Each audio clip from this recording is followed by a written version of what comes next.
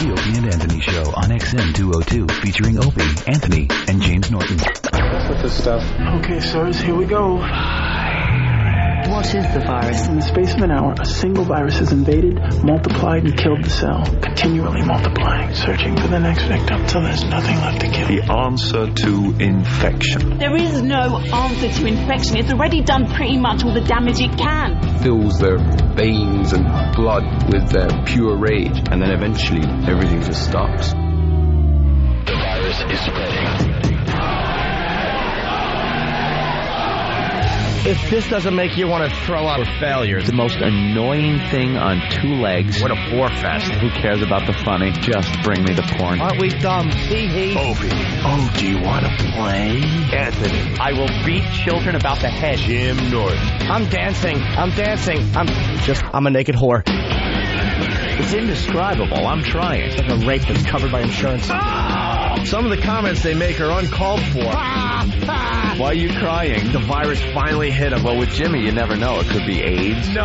Yes. It's the Opie and Anthony Show. The virus that spreads from town to town across the U.S. of A.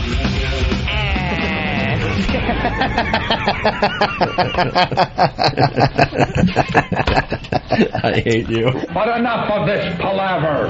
Let's get the show on the road.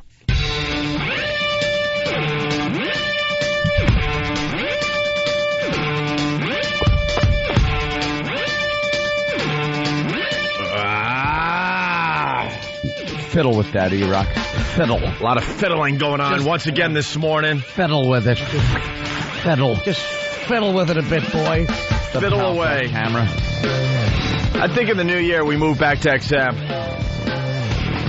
I mean, this is all nice. We're not leaving regular radio, but I think we leave this studio until they can figure it out. Anytime we're out of here, for any day we're not supposed to be out of here. And sometimes, even if we're in here for a full week, something is screwed. Something is screwed up almost every morning. This has nothing to do with Tim, by the way, because he's running around like crazy once again with his shoes untied. He's going to trip and hurt himself. Let's hope. Everyone's like, Tim, your shoes are untied. He goes, I know, they've been untied since Thursday. I'm like, all right, carry on. Love to see a portly gentleman take a tumble. But every morning, something wrong with this studio. Look, man, we're doing you a favor by broadcasting over here, then walking to XM and continuing our broadcast. So the least they could do around here is make sure everything is set and ready to go every single morning. That's all we ask. Just works. Our Pal Talk cameras work every single time at XM. I think it's sabotagey. So in the new year, they got to figure that out. Or guess what? We'll just do the whole show from XM. Yeah. Because nothing could get stuff working. Well, there's never a problem over there. Never a problem over there when it comes to our equipment. Oh, the equipment. Yeah, right. Okay. Well, they have other problems, but of the financial variety. All right, good morning. Welcome to the Opie and Anthony Show. The O&A virus spreading across America. Hi. And I want to start by saying Mayor Menino is a dick. Thank you. Thank you. Thank you. I've been waiting 3 days to say that. You couldn't bully us around this time, Mr. Menino, could you? No, he couldn't. Let me check this brand new text that just came in from Master Poe. Yeah. I guess he's upstairs. I think the he's referring to is me. Yeah. But it's sent to my phone, and the show's on. You should text back, I think he's an ass. And we'll all know who you mean. He's not a smart one. We all know that. Oh, my God. But he could kick ass. Maybe he could send yours for free. So he figured he'd... Perhaps. Free text, gentlemen. All right, where do we begin? First of all, good morning to Boston especially today. Good morning to everyone listening to us on WBCN. Oh, BCN, huh? Make sure you support WBCN and make sure you support all the radio stations we're heard on in your city because some of these guys work their asses off behind the scenes. Yeah. WBCN was bullied for about a week at this point. For about a week. And they didn't fold. They did the right thing. They broadcasted our homeless shopping spree on Saturday when we did it live, and they did the rebroadcast yesterday. And Mayor Menino is not happy about that. And the problem is he's holding a grudge. He's holding an 8-year grudge. Give it up already, could you? Here's the facts. We did the homeless shopping spree. You know the deal by now. We get a bunch of homeless people. A lot of these guys we talk to throughout the entire year, and we treat them like rock stars for a day. Like smelly rock stars, but Smelly rock stars nonetheless. Yeah. It was a bit that we started, 5 or 6 years ago. This is the 4th annual homeless shopping spree that just passed on this past Saturday. And at first, Ant and I were talking about this last night. At first, yeah, you're right. It was one of these goofy things where, like, how funny would it be to just bring a bunch of smelly bums to a mall and have them shop for an afternoon and to get our listeners there to watch the whole thing. Yes, of course. That's how it started. Because that's shocking. That's right. And we're shocked. But the stupid bit is taking on a life of its own, where tears are being shed. The bit mutated. Ugh. The bit mutated, all right. It started as a nice, horrible thing that we were doing to the underprivileged.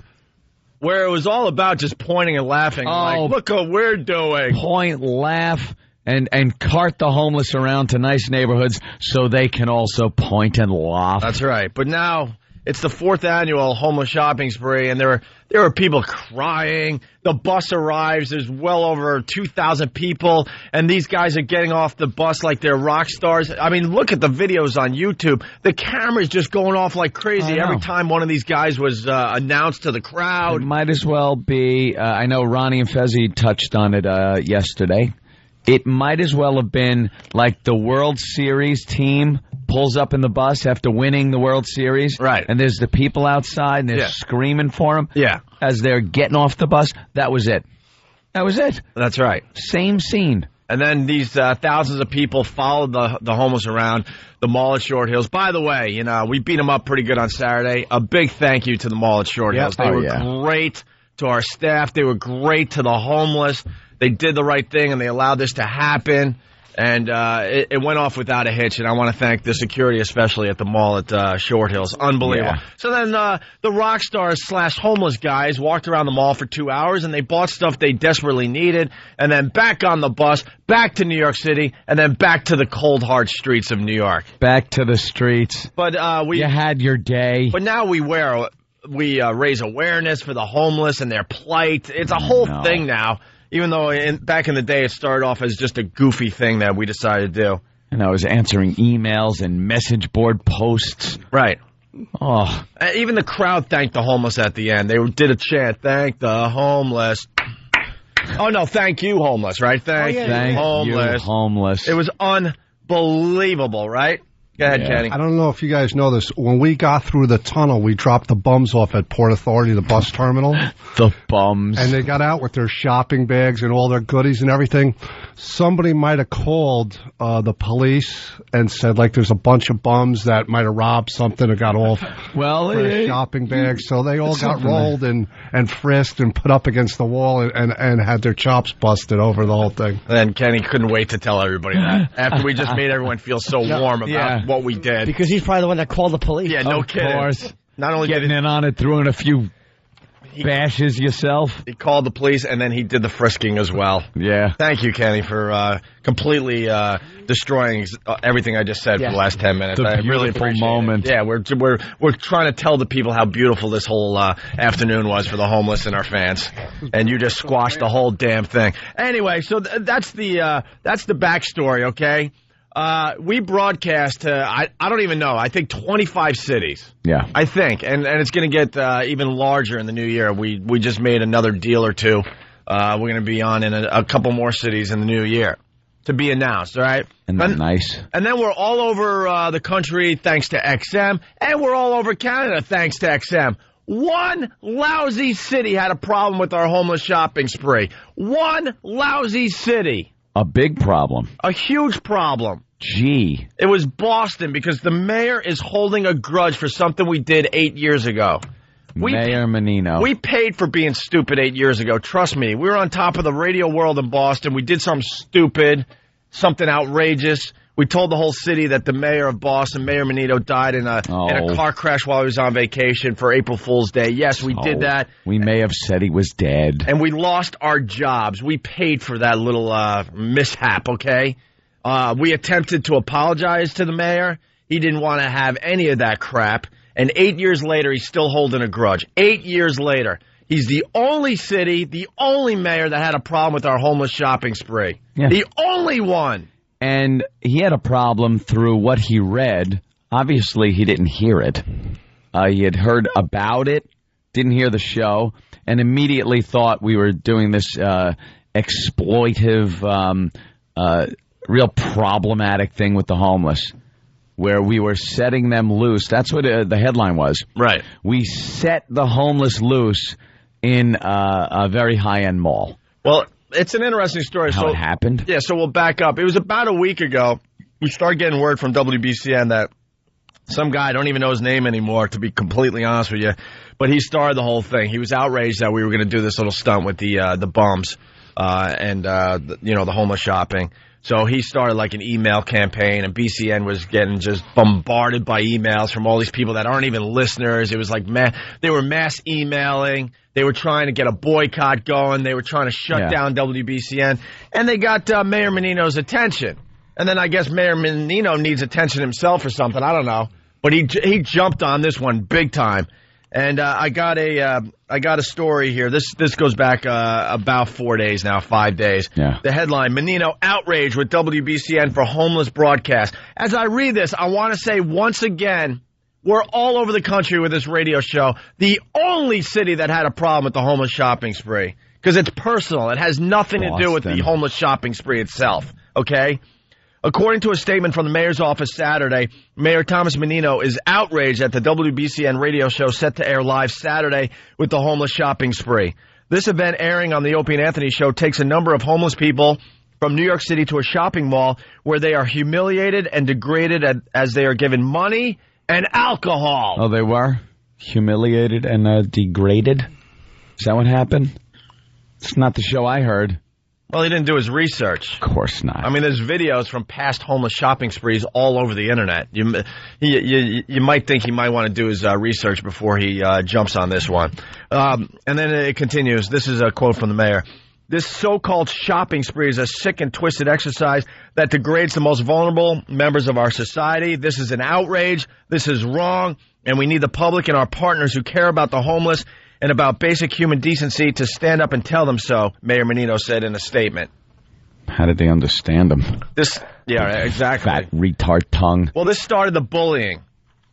The mayor tried to bully us once again, and he failed miserably, I'm proud to announce Sorry, today. didn't work. If he's so concerned about the homeless, why doesn't he take some of the money he's wasting on that hole they're digging under Boston that's falling and killing people and put it into homeless housing? Jimmy, can you do your research? Oh, Jimmy. They are helping the homeless, and that's why he was outraged. Yeah, we're getting into with this whole thing. What a bum. Read on, Opie, and you will see what the mayor is doing to help the homeless. I stand and corrected. It blows away what we did. By the way, I'm completely amazed that our staff decided not to highlight that part of the story because that's the whole story. That's huge. That makes it really, really funny. The homeless people who will be used for this event are human beings who may have been struggling for years with the adversity and problems that come with alcoholism and addictions, or with mental illness and other disabilities. The fact that WBCN has chosen the homeless and the holidays to present this humiliating and shameful attempt at humor is inhumane and shameful, Mayor Menino added in the statement. The shameful thing is shameful? Is that what he said? I don't know. That buffoon. And then this article finally ends with, the show is set to air Saturday afternoon and again on Monday morning, the same day. Listen to this. Same day. What? It must be a holy day. It must be some day where Boston really helps out their homeless, right? the same day that city officials will be going out to count the homeless population in Boston. Oh, my God. Close to 300 volunteers will join Mayor Menino in counting every homeless person living without shelter on the streets of Boston.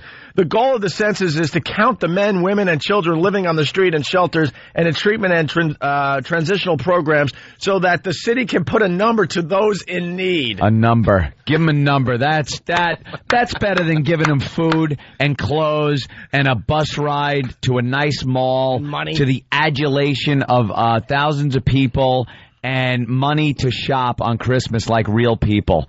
That's bad. Just count them. Do they use paint guns to make sure they don't paint or count the same guys twice? Yeah. Just walk around, thud, thud, thud. Thud, thud, thud, thud. Oh, I see we've gotten you already. Hey, the Boston Herald is listening today. The Boston Globe is listening today. Here's my quote. Mayor Menino is a dick. Well, Get that in print. Do you think they'll Get be able that to in quote print? that? I hope so. The only one that had a problem with the homeless shopping spree. I want to say that over and over and over again. So the PD at WBCN, the whole staff at WBCN, were just getting major pressure not to air the homeless shopping spree on Saturday and the rebroadcast on Monday. And they did it. Good. They did it. And we've been saying for weeks that we need someone out there to stand up to these asses and don't fold. And guess what? It finally happened. WBCN did not fold, and they aired the homeless shopping spree. And guess what? Nothing happened. Just leave it alone. Do some research and realize that for a day, all right, for a day, we took about a dozen homeless guys out, gave them food, warmth, and thousands of people that were there cheering them on like rock stars, giving them money. They had gift cards that we had supplied them, but for the most part, it was the fans that stepped up. And, you know, when they walked into a shoe store and wanted a $240 pair of boots, they didn't use the gift card. One of our fans came over and said, look, I'll pick up that tab. Yeah. So the fans alone spent thousands of dollars on these guys. And where's the harm in that? Where's the awful exploitation? Some people say that when they came in, we were making jokes. When anyone comes in, we make jokes. Yeah. When our best friends come in here, we joke about them. Our comedian friends come in, they get goofed on. When the homeless come in, we know some of these guys for years now. We're not going to goof on them. We're not going to goof. The fact is, yeah, you smell. So that's going to be the first thing we goof on. You're homeless. You can't shower. Of course you're going to smell. We're not going to comment on it. We're going to sit there all PC and make like it's not happening. No. You tell them, Jesus Christ, you stink. Go out and get some clothes. And then they go out, they get some clothes, they get some warmth, some food, and they have one of the best days probably they do the whole year. And the passion from the listeners, the excitement from the listeners, the giving from the listeners. Look, this wasn't our goal when we came up with the homeless shopping spree. We're not sitting here this morning acting like good guys, trust me, but the event has taken on a life of its own. This stupid event of ours, and in do-gooder Dans. I know, and in the end, it certainly raises awareness for the homeless. But we didn't set out to do this. Trust me, we did not. I'm not going to go on the radio today and act like a good guy. Yeah. You know, in the beginning, yes, it was about getting smelly, awful bums to go to a mall during the height of the Christmas shopping season. High-class mall, upper-end mall, and just bother everybody involved. Yes, absolutely. But now, now that we're at the fourth one, it has become something a lot different. And the way they become, it helps raise awareness, and again, that's not the original intention, is because these guys come on all year, and you goof on them, and you get to know them, and there's a face and a personality that goes with the word homeless. Like the Grey Wolf. Him and his dumb song. You know what? People love that song, and they wonder what's going on with this guy. How is he doing? He's going to see his family. It's like it becomes a soap opera, and you actually start to care about these people. They're not just a bunch of homeless people that that just have no face and they just stink when they walk by. You walk by a homeless guy on the street and just see him there. You don't know him from a hole in the wall. He's just a bum on the street, annoying you for money, and you give him a wide berth. You walk past him. That's it. They have personalities, they have names, they have histories that we get into on the air, and they're people, genuine people. Yeah. And, we find out about him that way, and the listeners do, and they give to these people because they learned about him and know what they're all about. And the fact that Menino up there in Boston, you jerk off, Menino, and some of these writers for some of these newspapers just don't get it, didn't hear it, don't understand what we were doing, think it's just us, hey, let's kick him in the head with a Doc Martin while he's down, That isn't what it's about. Right. And with that said, because we got to take a break, the Boston Herald, their coverage of the homeless shopping spree, this is priceless. Oh, yeah, and Menino continues yelling and screaming. The only city that had a problem with the homeless shopping spree, the only city, Boston. Because the mayor is holding a grudge for something we did 8 years ago. We paid for that stupid stunt, you ass. Yeah, we paid for it. Enough. We're on in 25-plus cities all over America on XM, all over Canada, and you were the only one that had a problem with this. Someone on a message board brought up a great point that the politicians, always around the holidays, come out of the woodwork to stand on a soup kitchen line for the 10 minutes that the camera crew is there and spoon out gruel to the homeless like they're doing something. And that's a moment that they are exploiting the homeless for their own benefit. Yep. It makes them look at what I'm doing. I'm doing such a great thing. I'm helping out at a soup kitchen during the holidays. Do you honestly think that politician is standing there for hours on end helping these people?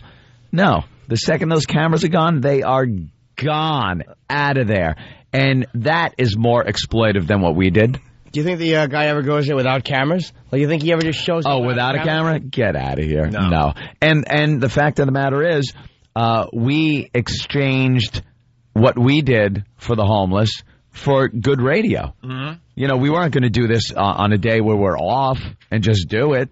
It makes good radio, yeah. We had a motive behind the whole thing. We still do. I was affected, though, after the homeless shopping spree all weekend long. I'm just dishing out money to the homeless because I live in Manhattan. So now all of a sudden I was uber aware of the homeless because of what we did. And I'm like, oh, God, I would look like such an ass and hypocrite. Here you go, here you go, here you go, here you go. Wherever I went all weekend long, I was doling out. I put my keep off the grass sign on my lawn. Stay away. All right, listen. So, owner has gun. So we got the newspaper article how the Boston Herald reported our homeless shopping spree. We have the email exchange from the reporter and Steve because we don't hide. Oh, there's some funny stuff. We don't hide. We want the reporter on the air that wrote this ridiculous article. We called the mayor's office. We want the mayor on our show or a representative from the mayor's office to call our show. Why don't they talk to us? We called the mayor's office the last 2 or 3 days, and no one will come on the air with us. They have a lot of comments by themselves when no one can discuss it. And also, we made the Drudge Report, and that's funny. Oh. Wait till we tell you what happened with that if you haven't heard yet. I mean, the Uber fans, the O&A Pest, they all know, but there's a whole bunch of other people that aren't that Uber or whatever. Classic. But there's some classic stuff with the Drudge Report. It's going to make you laugh pretty hard. So we got lots to do today. Drew Boogie in studio. He's going to be playing us in and out of breaks today. Check this out. It's the Opie and Anthony Show.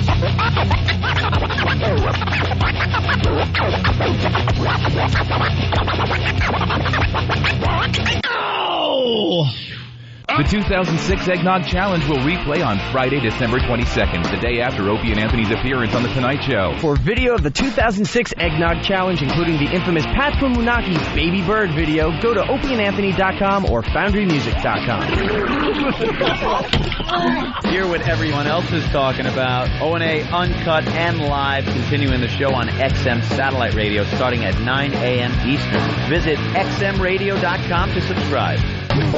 It's the Opie and Anthony Show. The virus is spreading. Get infected. Opie and Anthony!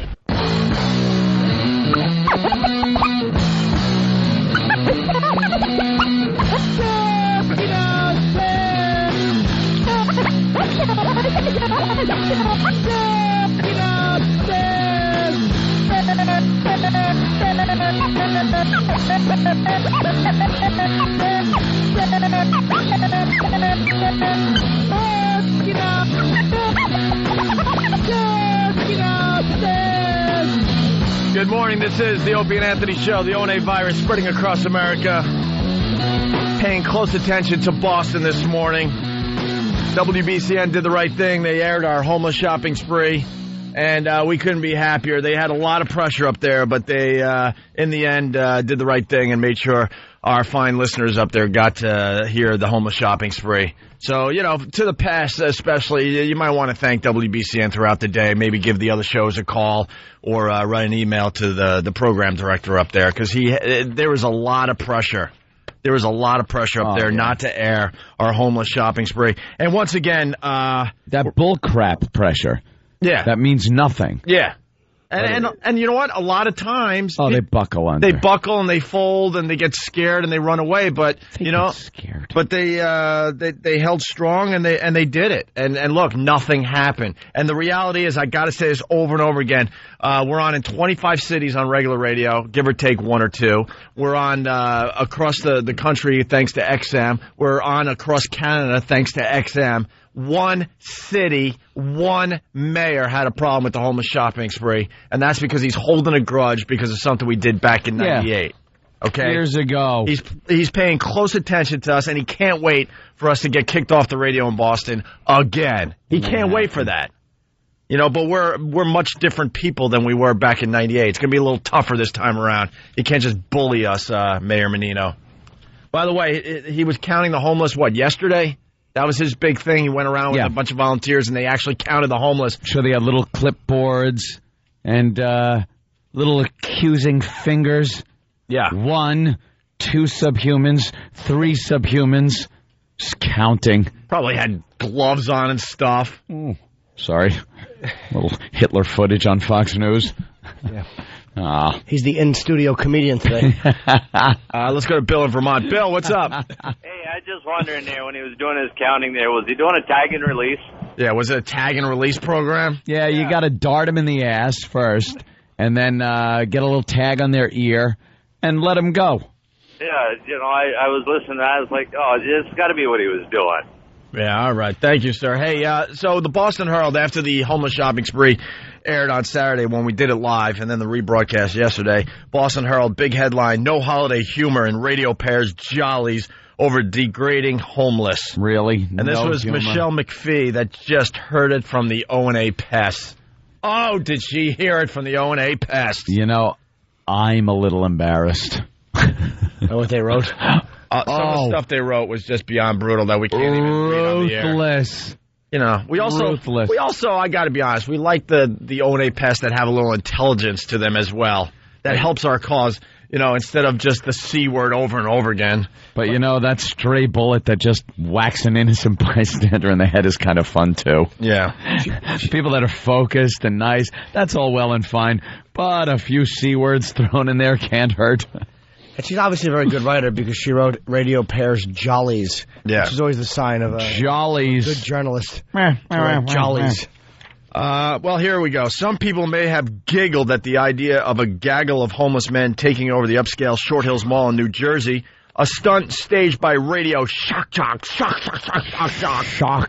Opie and Anthony, and heard by WBCN listeners all weekend. It was tantamount to bringing a bus filled with the bedraggled from Boston Common to sit on Santa's lap at the Chestnut Hill Mall. She's localizing here and saying it's just like doing this. Yes, I understand. But Mayor Thomas Menino was not amused in the slightest. This so-called shopping spree is a sick and twisted exercise that degrades the most vulnerable members of our society. This is an outrage. This is wrong. And we need the public and our partners who care about the homeless and about basic human decency to stand up and tell them so, Menino said, adding that the broadcast came on the same day that the city began counting the hub's homeless. Oh, what an outrage. Incidentally, it's not a so-called shopping spree. It was a shopping spree. It was a shopping spree, you ass. That's so-called. Yes. That so-called mall. Hate how you do that so-called breathing every morning. Well, it's another reporter that doesn't want to just do the basics before she writes her story. You know, she hears something and then she just writes about it instead of maybe doing her own research. God forbid you do a little research before you write a huge story for the Boston Herald. She's not a particularly attractive gal. I wonder if any of the listeners mentioned that in their emails. It was brutal. They would not our listeners. No. The mullet? They probably kept that under their hats.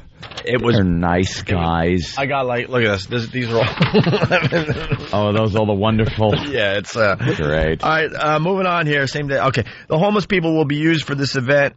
The homeless people who will be used for this event are human beings who may have been struggling for years with the adversity and problems that come with alcoholism and addictions. Booty hooty hoo. Or with mental illness and other disabilities. So that's the quote from the other day as well. The fact that WBCN has chosen the homeless and the holidays to present this humiliating and shameful attempt at humor is inhumane and shameful. Of course, Menino has his own problems with the shock jocks, and this is what it's all about, by the way.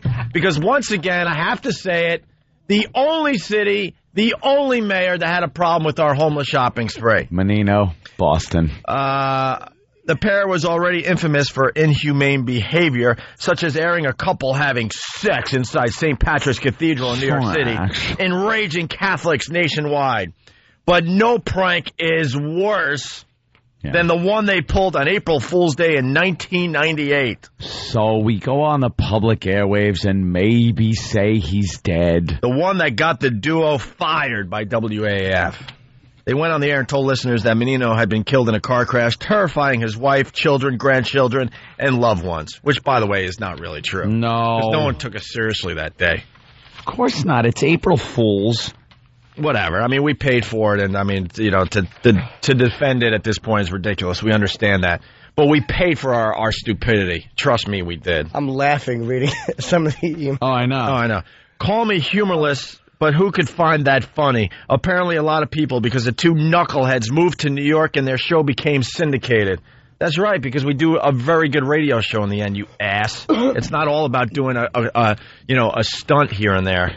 We got to entertain the people Monday through Friday, 4 to 5 hours a day. That's why we're syndicated, because we do a good job doing that, Michelle. And if you did some research, you would understand that. Ooh. In this weekend's highly publicized trip, homeless and lunatics were brought to the Fancy Mall in New Jersey and treated to Christmas presents, makeovers, and booze. And there were girls.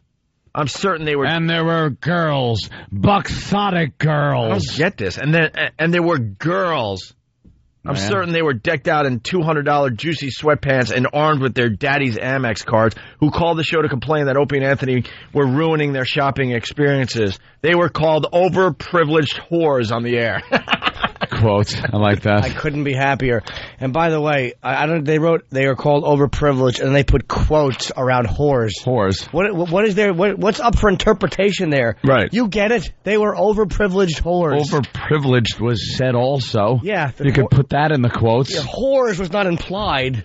Yeah. And all this Christmas cheer comes just days before National Homeless Persons Memorial Day, whatever the hell that is. That? Some dumb holiday that makes him feel good about himself that he goes out there and actually counts the homeless. What do you do after you count them is what I want to know. What is it, Homeless Memorial Day? They're calling it National Homeless Persons Memorial Day.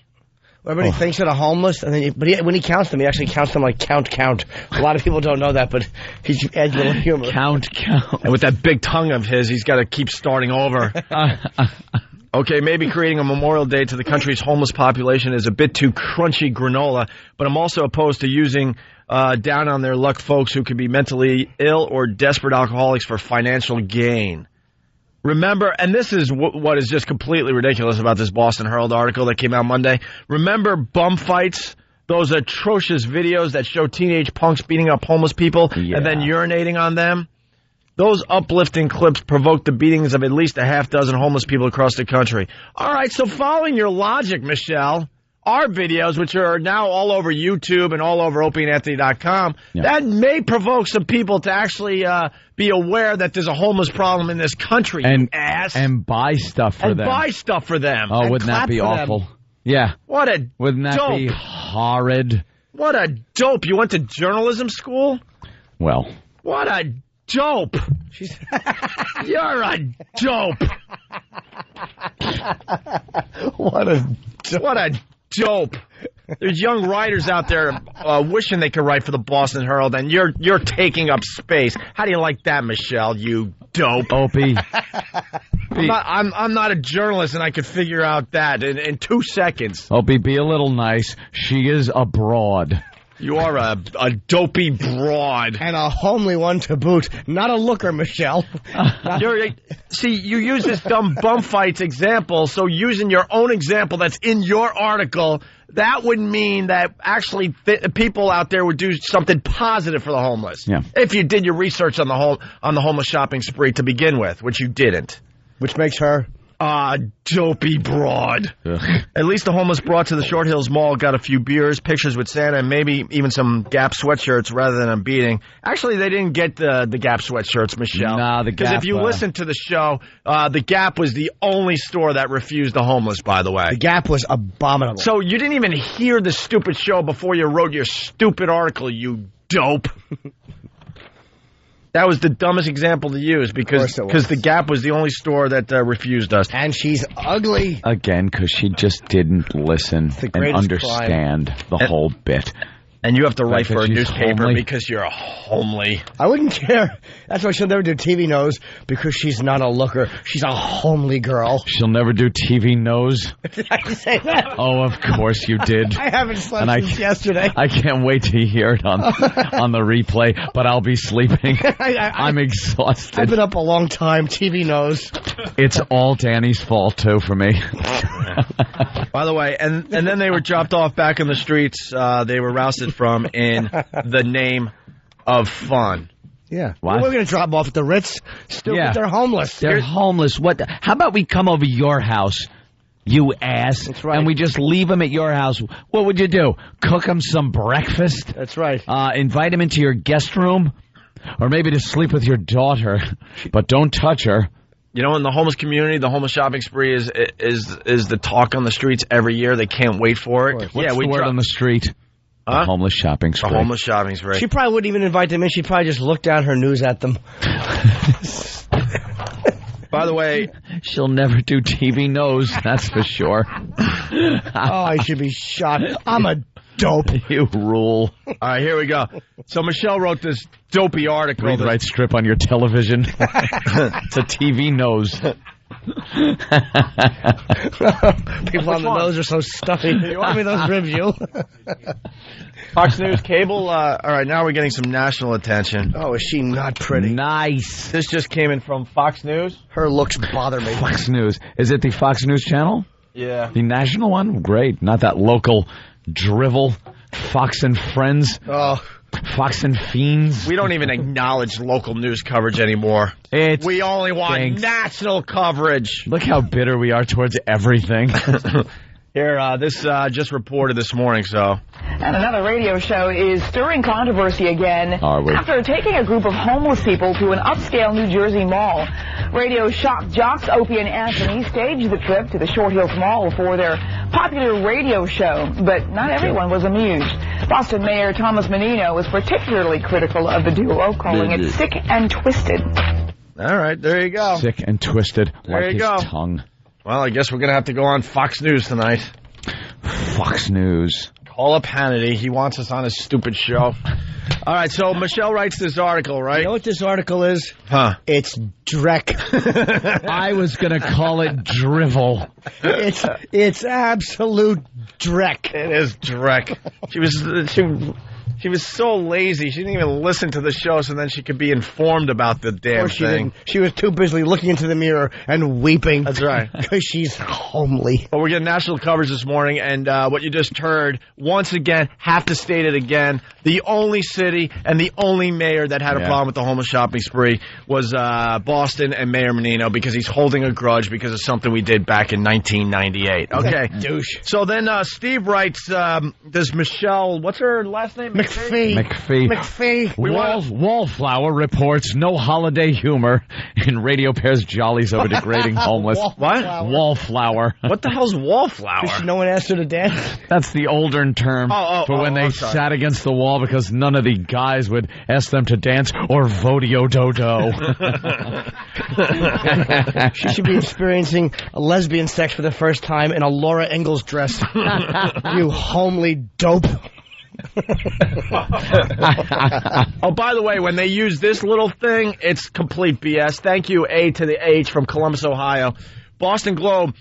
This was in the Boston Globe, I guess. Oh, do we have the Boston Globe articles, too? It doesn't matter. We're pretty much covering it. Daily Planet? No, get the Boston Globe, because we want to see what dope wrote about it in the Boston Globe and got things wrong. Boston Globe, this was in the article. Attempts to reach the Opie and Anthony show and WBCN officials were unsuccessful yesterday. Yeah, what? Did anybody raise your hand if the Boston Globe attempted to get a quote from you? I stayed by my phone all day, staring at it. You called them, Jimmy? And they wouldn't take my quotes. I said, but I just want to say something. I want to be on the nose. Right.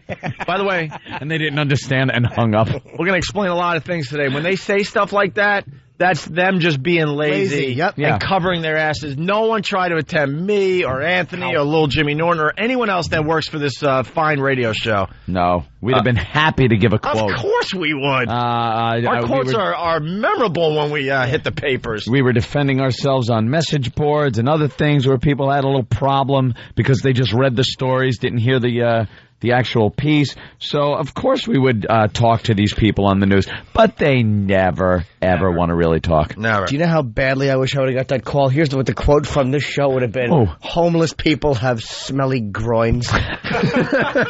That would have been the quote. Do you think they would have quoted the whole thing? Or it would have said homeless people and then, quote, have smelly groins? Or homeless people have smelly and then, quotes, groins. Groins, in quotes. Or maybe an exclamation point.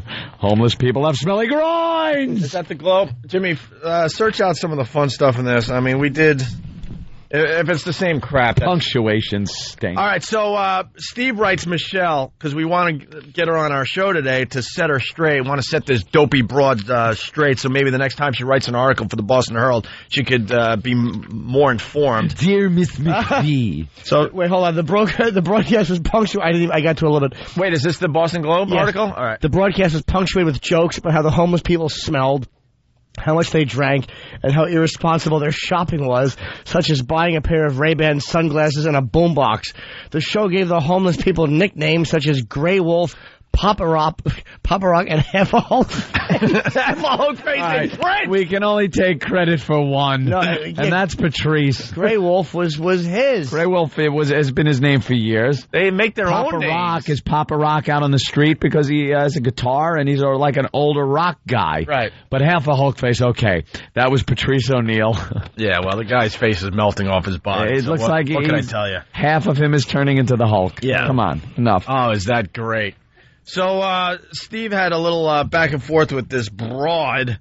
Steve writes... This dame. Steve writes, I'm wondering if you would like to call into the Opie and Anthony show tomorrow morning to discuss our annual homeless shopping spree. I wish you'd do it in the Steve voice. You have to do it in Steve voice. Please try to just do it in the Steve voice. All right, go ahead. He's trying to be nice to her so that she would respond. Where's the email? Oh, you don't have it in front of you? Oh, let me... Wait, does he have a copy? Because I got to follow along, too. Thank you. This is the story. This is in Steve's email. Do you want me to? Well, Iraq doesn't listen. Here it is. Someday he will. Okay. Here it is. Steve Carlisi wrote, "Hi, Michelle. I'm wondering if you would like to call the Opie and Anthony show tomorrow morning to discuss our annual homeless shopping spree. Which you wrote about in the Boston Herald this morning. Grr. By the way, stupid, why do you mention the paper she wrote it in? She knows who she works for. With your typewriter. You wrote it on your keyboard at the Boston Herald after you got up and drove there. You over-explaining idiot. Did you use Microsoft Word? He's right by me. If so, it means you have a computer. Please go to foundrymusic.com. Yes, after you typed your article and hit send. Grr. Steve's a fool. We're working on getting someone from the mayor's office on the phone as well. If you could give me a call back, that would be great. My cell phone number is 917... What? No, they wouldn't pay attention. All right, Michelle's response. Steve Carlisi, Program Director, Opie and Anthony Show, cell 917... No. Oh, sorry. Well, there's a 5 in there, too, so it's 3-5. Well, oh, is it? Throughout the morning. It whittled it down a little bit. It's a couple of zeros. The rest of the morning, we're just going to give random numbers in the middle of a rant. Just follow along and keep writing numbers down. You'll get all 7. I'm Steve Carr, damn it. Yeah. That's how we used to do it back in the day when we wanted to give someone's... whatever, maybe we shouldn't say it. Anyway, Michelle writes, I'll check and get back to you. I'm getting inundated with illiterate, foul-mouthed emails from your fans. I'm being inundated. That's the O&A Pest, of course. So then email 2, Steve wrote... you want to go through that again? Trying to be polite just to get her on the phone. Yeah. Thank you. Please. Thank you. Please, but keep in mind that we didn't instigate any type of correspondence flood from them. A correspondence flood. I wish you'd be washed away by a correspondence flood. Correspondence flood? A correspondence flood. Oh, my goodness. They often act on their own. Still like children. Yeah. The guys would like to speak to you completely openly and would like to have a normal dialogue. Oh, are you adult? And her response, I'm not sure if I want to spend my morning being attacked. You didn't explain it well enough. The guys would like to open their mouths and have sound come out. Sound come out. Using their tongues to enunciate the language we call English. Steve Carlisi, Program Director, 917. Yeah, she said she doesn't want to get in touch with us. And then she writes, I won't be able to come on the show tomorrow, and for your information, here's an example of the brilliance I have been bombarded with by O&A listeners. Considering that I didn't even slam the show, just spoke of Menino's response, you guys clearly have some extremely insane fans. Yes, we do. They're O&A pests, and they fight back. And she did editorialize on the show, though. And absolutely. The show, she's lying. And this guy wrote something kind of when we're done wrong, the pests jump to our defense. Yeah, well, the guy actually wrote something very intelligent to begin with, and then he just had it. Is that the one that's highlighted? Here, I got it. This fan. Oh wait. Fan email 11, fan email 2. They're just different people. Oh, okay. This is a fan email, right? Yeah. Okay. All right. Yes. Lex wrote. So what? These are These are people that O&A have a relationship throughout the year, and for fun, ratings, and charity, they have the shopping spree. For a night, a few lucky homeless get to have fun, be loved, and hopefully they get some much needed equipment to survive the winter and streets in New York. Now, have you done so much for the homeless, regardless if you benefit from it or not? His writing just stinks. But he wrote this to Michelle, and he was really frustrated because the response he got to the email he sent to Michelle McPhee was, "Thank you for reading the Herald." Yeah. It was an automated response. So then the guy just had it and wrote, "Hey, C." Hey, wait, no. I think I could do this. All right, go ahead. Hey, whore. I don't read that rag. Why have a contact if it just has some dumb automated response? He just lost his mind because instead of writing him back, he gets, "Thank you for reading the Herald." Yeah. And that was the example she sent in from our listeners. But, the guy felt like he was pushed. He was trying to, state his opinion, and he gets an automated response back, so he lost his mind. And then it just goes on. Steve's apologized. Steve goes, I apologize for their crass behavior. Oh, crass. Crass. I wish you'd reconsider. Steve Carlisi, Program Director, 917. Steve, you're all horses crass.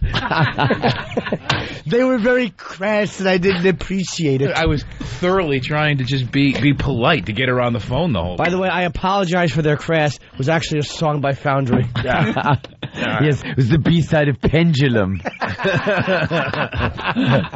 was, actually. All right, we got to take a break. We got Drew Boogie in studio.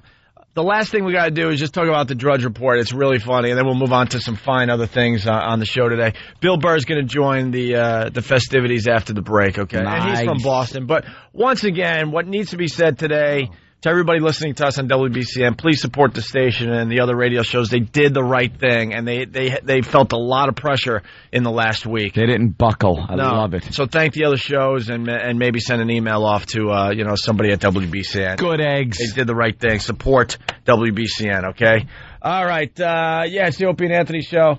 And by the way, Mantown, while we're doing all this crazy radio, Mantown, their morning show did a Santa Speedo run. Wow. That sounds homosexual. No kidding. Wow. They ran backwards into plungers. Wow, man, you guys are taking on the radio world with that one. Wow. Yeah. Santa Speedo run. Faggots! Drew Boogie, get us out of here for a bit. It's the Opie and Anthony show.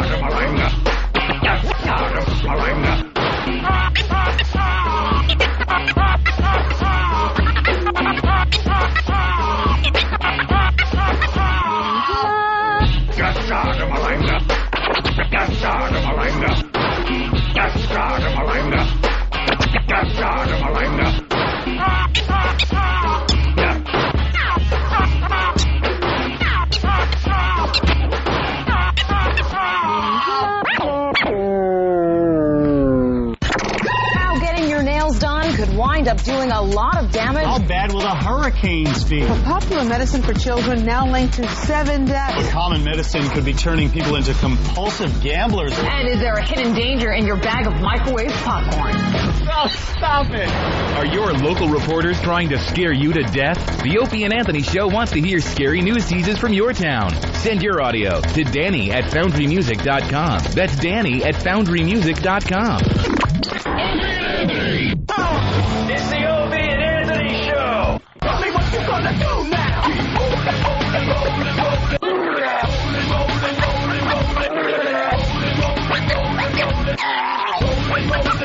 Oh, nice.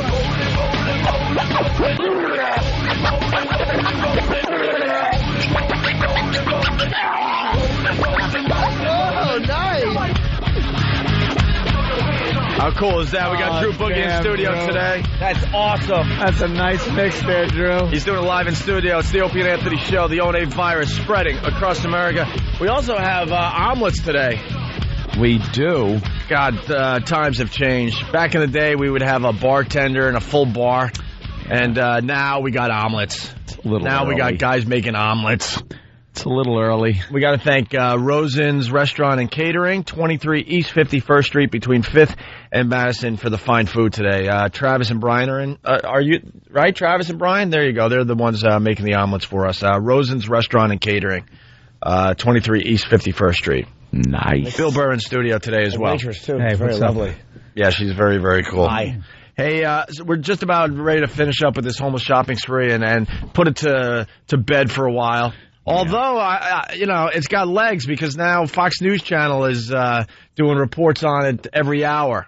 Yeah, they picked up on it. And the video they're using segs perfectly in what we wanted to talk about next. Here's the story again in case you missed it. And where's Sam? Because he'll explain what video they're using. It's hilarious. This is the story. And another radio show is stirring controversy again after taking a group of homeless people to an upscale New Jersey mall. Radio shock jocks Opie and Anthony staged the trip to the Short Hills Mall for their popular radio show, but not everyone was amused. Boston Mayor Thomas Menino was particularly critical of the duo, calling it sick and twisted. You know what I love about that story? They have to say again. Again. Like, oh, God, enough with these guys already. Thank you. So Sam ran that in. It aired like a half hour ago. Yeah.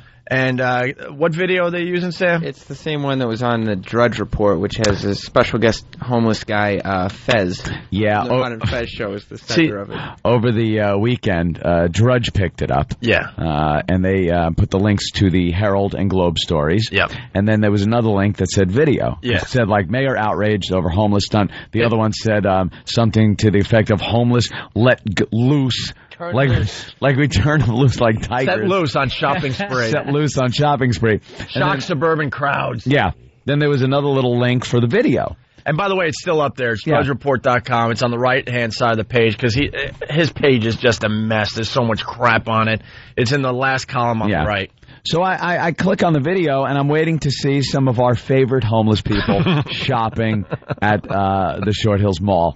And what do I see? 90% of this video is focusing on Fez this poor from the Ron and guy Fez show. Named Fez. Fez looks homeless. He put the wool cap on. He wasn't shaved, and he was wandering around like he was somewhat out of his mind. And the video captured somebody spraying perfume at him, and it hit him in the eye. So the only thing you really hear him say is, "Ow, my eye!"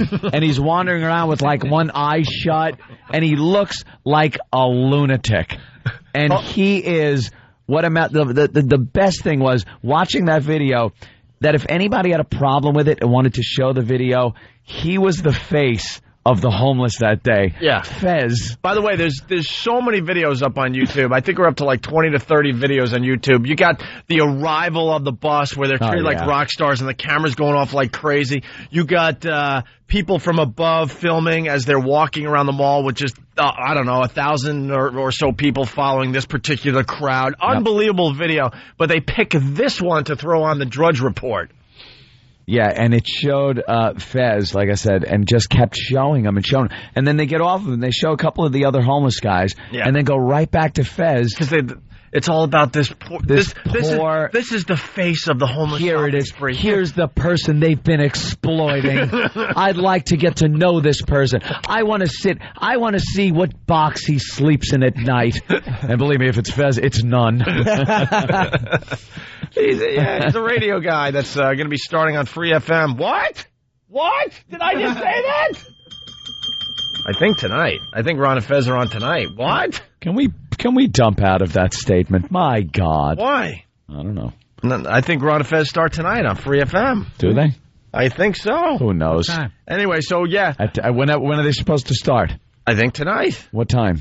6. All right. Here in New York? At 5:59, the deal will fall through. Yeah, no kidding. That's how it worked with us. Yeah, we know Christ on a pony. So, this is just another example of the media just not doing their homework whatsoever, including now Fox News Channel, because they just did the story about us, and in the background was the Fezzy video.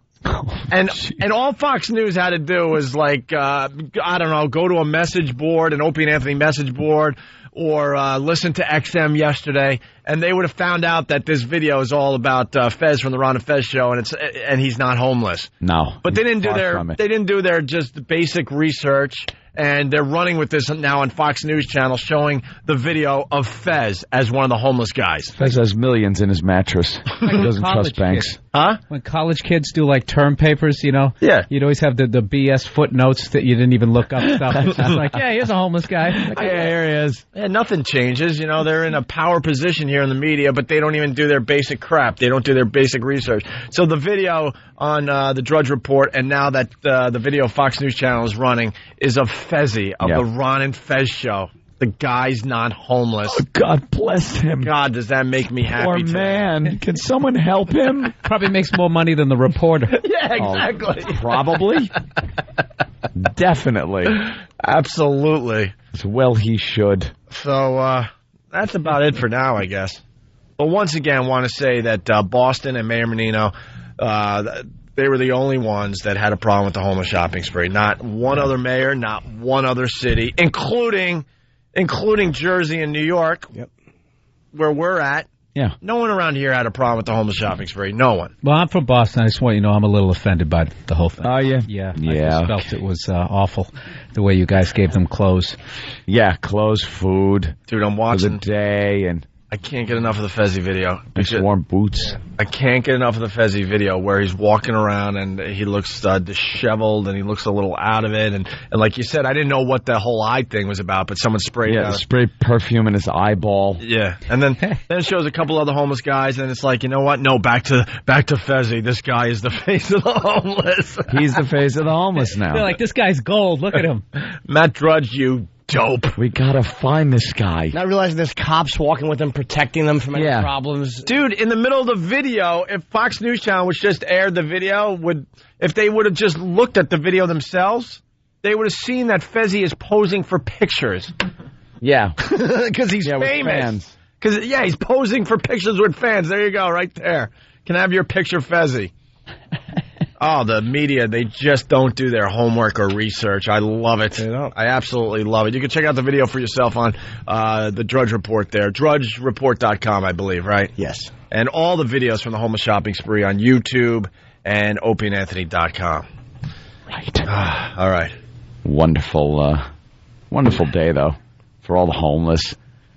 About exploiting. They had a great day. What's wrong with that? The hell is wrong with that? I don't know. Let's say hi to Sonny Forelli. He's up there in Boston. Sonny! Hey, guys. Hey, you know, I'll tell you what. I was there at the homeless shopping spree, and I just got one thing to say about the mayor, because I listened to the Ron and Fez show yesterday, and I know what I can say on the air. Mayor Menino is a prick. And he should get it out of I love how he said that, expecting some dramatic response like, oh, no, what? Are you can't say that?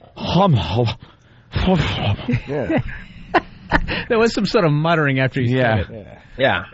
I'm Mayor Menino. Here's a countless 1, 2, 3, 4. Here's another bum out the door. You're batting 1,000 there, Sonny. Wow. Hey, listen, I'll tell you what, though. You know, my wife... But seriously, folks. I know, that's what he's He just went into, let me tell you, my wife. Boy, I bet she can't cook. Well, you know, she's a hoity-toity. Boy, are my arms tired. Office park, you know? And she was getting hell for this, going with me. Right. And she even admitted to me afterwards that, you know, it was the nicest thing she's ever seen. That must have been a moment. One of those bums came up to me, said he hadn't had a bite all day. So I bit him. Yeah. Wow, Sonny. He said, hey, buddy, can you spare a dime? All right, guys. Hey, listen, you guys, have a good Christmas, man. All right, let's say hi to Jeff in Kentucky. Jeff, what's up? Boy, he swung and missed so hard, he pulled muscles in his lower back. That was awful. We need someone to go through these and get the best ones. I was down there for the shopping spree. Wow. He's a prick. That's like, wow, what do we do to make him go that far? Right off the bat. Prick. Easy. All right, Jeff, what's up? Hey, what's happening, O&A? Hey, I just want to know, you guys never played that new version of Grey Wolf's new song. Right. Yeah, we didn't know if you guys were going to play that or not. Yeah, where is it? We did mention that. I realized it over the weekend, too. I'm a little leery because the original is so good and so memorable that I'd hate anything to tarnish it. I don't mind tarnishing good things. All right. You want the original? You want say so? I want to hear the new one. See if he added to it. If not, we'll just break it and taunt him. That dude came back with, Chubby Checker came back with Twist Again. Twist Again, twisting on the boardwalk, twist like we did last summer. Exactly. Boy, what talk about going back to the well a few times.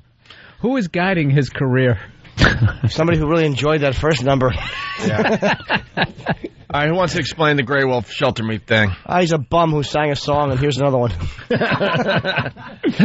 Off the cuff, he sang Shelter Me one day for Tippy Tom. Just made it up on the spot. And then Drew Boogie, who's spinning for us live in studio today, he took the raw audio and made a fine little song. Put some backing music to it. And now Grey Wolf, before the homeless shopping spree this year, he handed us a longer version of the song. Now Drew's got nothing to do with this? I don't think so. Oh, okay, it's going to suck. It's going to suck. See, it's just going to suck. Well, maybe it will have potential for Drew to mix it, though. That's all we need is a bass that Drew can work with. All right, Drew, give it a listen, and hopefully maybe you can spice it up. Well, I gave him some instrumental music to use in case he wanted to do it again. Yeah. But, if he didn't use it, then we know he might be in trouble. We believe we have a hit on our hands. We just can't get it done, though, unfortunately, because he only sang, one chorus, and we think one more chorus and he's in. Well, that's all he had. He doesn't write. Yeah, I understand, but you think at this point you could make up some crap. He also doesn't read or shave indoors. Or sing. It's just really frustrating everybody because everyone gets into the song and then it ends too quickly. So anyway, with that said, he came up with another version of Shelter Me. We haven't heard this yet. I hope he jazzed it up with acapella and really douched it up a little bit. Really wrecked it. It's going to be awful. Like a lounge singer. We might have to punch out early. You never know here. Oh, no. Nice echoey. Yeah, look, we're going to try this one. It's a xylophone. Rock and Roll Tommy and Tippy Toe Tommy. My name is Grey Wolf. Oh, gets his plug in there. We're going to do this the right way. Let's see how it's down. Jim Norton, Borgata, New Year's Eve. Zamfir. That's the wind blowing through his house.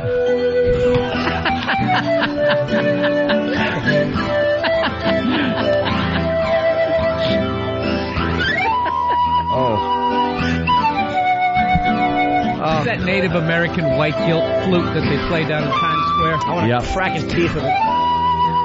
Get to the sad part, stupid. Enough of the intro. Exactly. Who is this? Yes?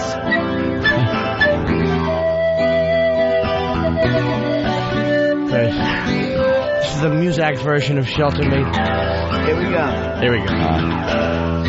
Late at night, and I got no place to go.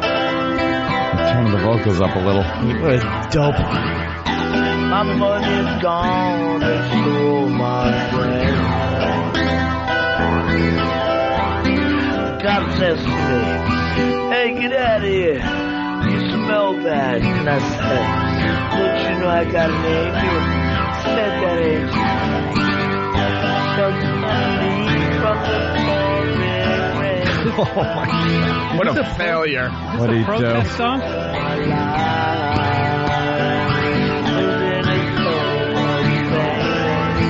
What is this instrument? This is what people hear when they kill their own families in their heads.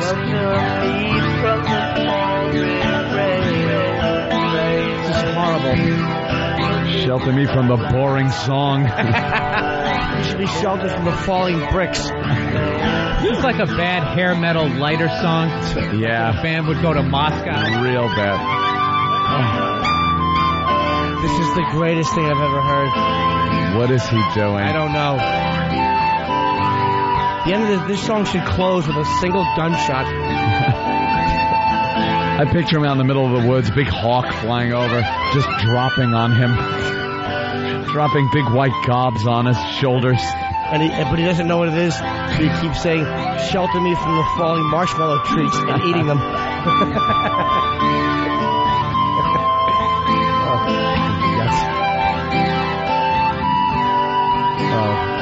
If I see him and he has this instrument, I'm going to break it in front of him. It's only half over, by the way. Good, there's got to be more. He turned it into an Inagata Davida. I think Custer's coming. Should be crying in front of a garbage pile. Tommy's too loud, let go with. He's under a street light, and a man goes strong his head. Hey, how you homeless? Hey. Says no. Do I look like one? Dude, this is too painful. We can't do it. We have to. It's fantastic. We can't go to the end with this one, I'm telling you. What happened to 8675309? No, he had a hit. Joe Cocker, age. Yeah. Oh my God! You know what? We can't. It's bad. It is really, really bad. Yeah. Tell him back to the drawing board. We still don't have it where we want it. Well, Drew had to deal with that. Before he actually got that great sounding version. That's exactly what I had to deal with when I tried to get him to do it. And that's exactly how it sounded, and that's why I didn't bother with it. It was done. It was the perfect day. Like, all the stars were aligned. This is so frustrating because we're so close to a massive hit. Maybe we can get him to drink again. Yeah, he's got to drink. He's got to turn up the vocals. We'll go to break with the original. Listen how great this is, but it's only it's barely a minute and a half long. It's best left just like that. You tell him if he plays that instrument again, I'm gonna break his hands with a hammer. While he's playing it, I'm gonna smash like above the knuckle where the middle of the hand is to break all 5 fingers at once. All right, listen. I'll tell him. I will ruin his typing hand. Bill Burr's here. It's the Opie and Anthony Show. We go to break with the original. Listen how cool this freaking and this thing is when he was drunk. Yeah, and the new version he handed in. Oh, there it goes. Well, flying across the room. I was going for a dramatic so I hit a couch. Smash there and hit a couch, bounce back, and almost hit me in the eye. Yes. Great. Opie threw it into a pile of fluff in her. Let's go for the dramatic smash, and I had a duck as it came back at me. Here's the original. Let's see how this comes out. All right? They're right there. All right, here we go. I got to break.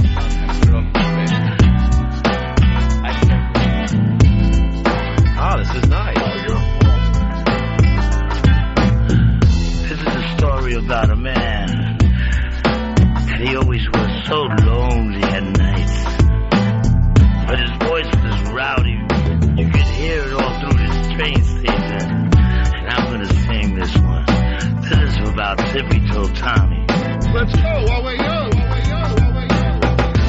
Late at night, and I have nowhere to go.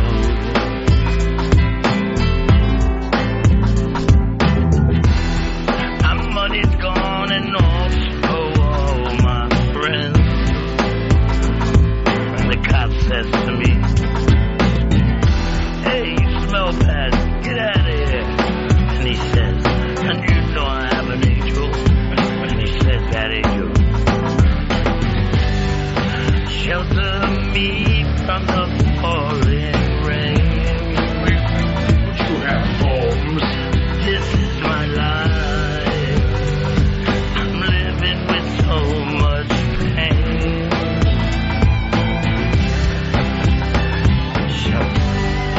Shelter me from the pouring rain. You have homes. This is my life.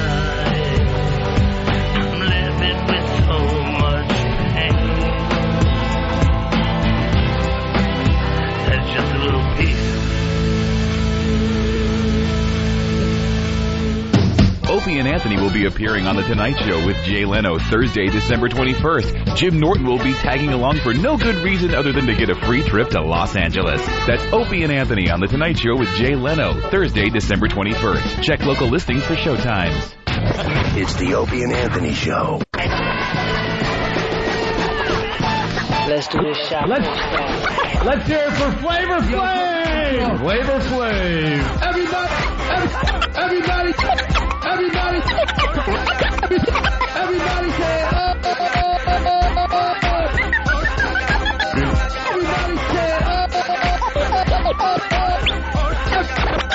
Everybody say, oh. We're back with the Opie and Anthony Show. Drew Boogie spinning live in studio today.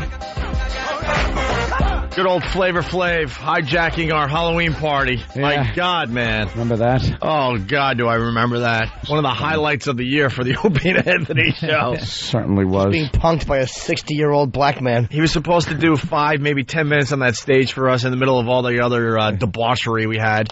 And he ended up doing an hour and 20 minutes if you add it all up. Yeah. An hour and 20 minutes. Dick Gregory just took over the show and we didn't have the courage to shut him up. He thought it was his night. No one had the balls to tell him, could you please get off the stage? We're not done your with party. you. It's not your party. This ain't your show, Elias. Yeah. Guy had no freaking clue. Bill Burr in studio, and now we got to also say hi to Louis C.K. in studio. Hey, guys. Louis. Another Boston boy. Oh, yes, another Boston boy. It's all Boston boys today. By the way, someone's saying, look, don't take it out on us. You know, we don't like the mayor or whatever. We're not taking it out on the city of Boston. What happened? Oh wow, what happened? Sorry. Oh my God, are you kidding me? Sorry. We just did it for an hour and a half. We did our homeless shopping spree. Okay, I don't want to. And Boston and Mayor Menino. Yeah. That was the only problem we had. Oh, across he was America. upset that WBCN was airing it. Oh, really? Yeah, it wasn't even happening up in his city, but he was upset that the radio station was airing it on the day that they were going out and counting the homeless. I think he was upset. You guys, that's funny. That's ironic. He's been like, how funny is that Opie and Anthony was doing that?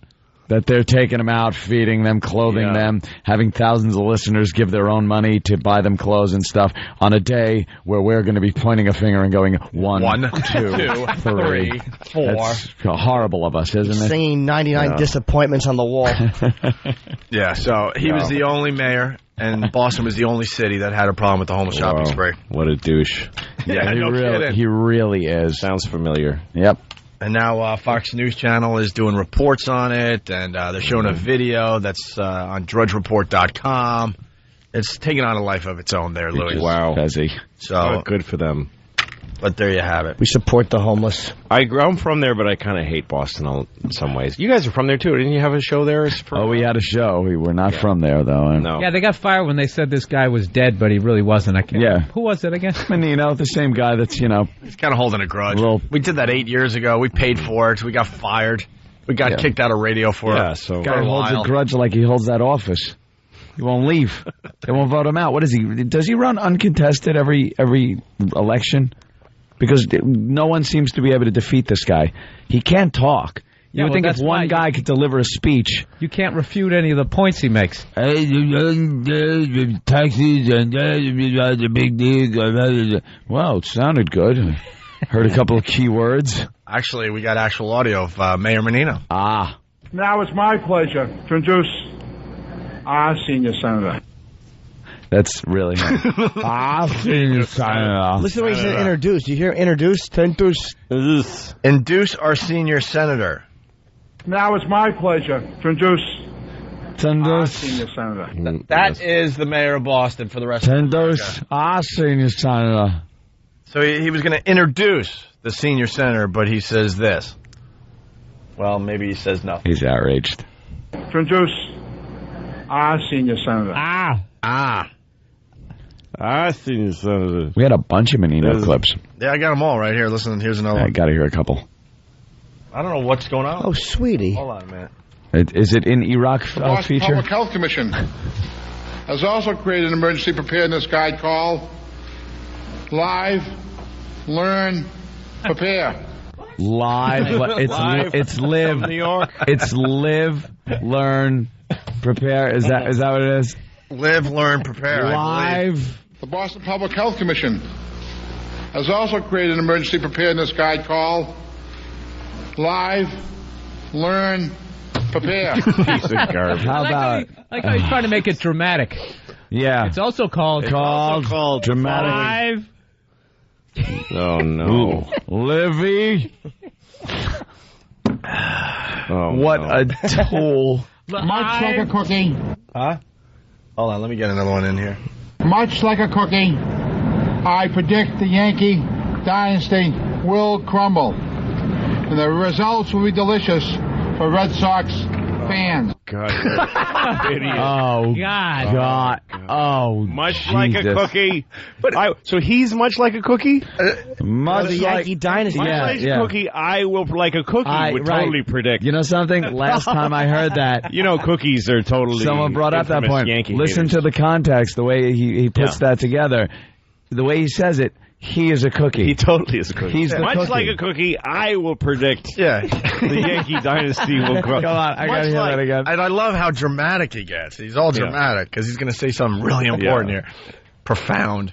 Much like a cookie, I predict the Yankee dynasty will crumble. And the results will be delicious for Red Sox fans. Red Sox He should say, fans. I predict, much like a cookie. Yeah. Or even that is a little much. I predict that. That, right. Comma, you got it. much like a cookie, comma, Yes.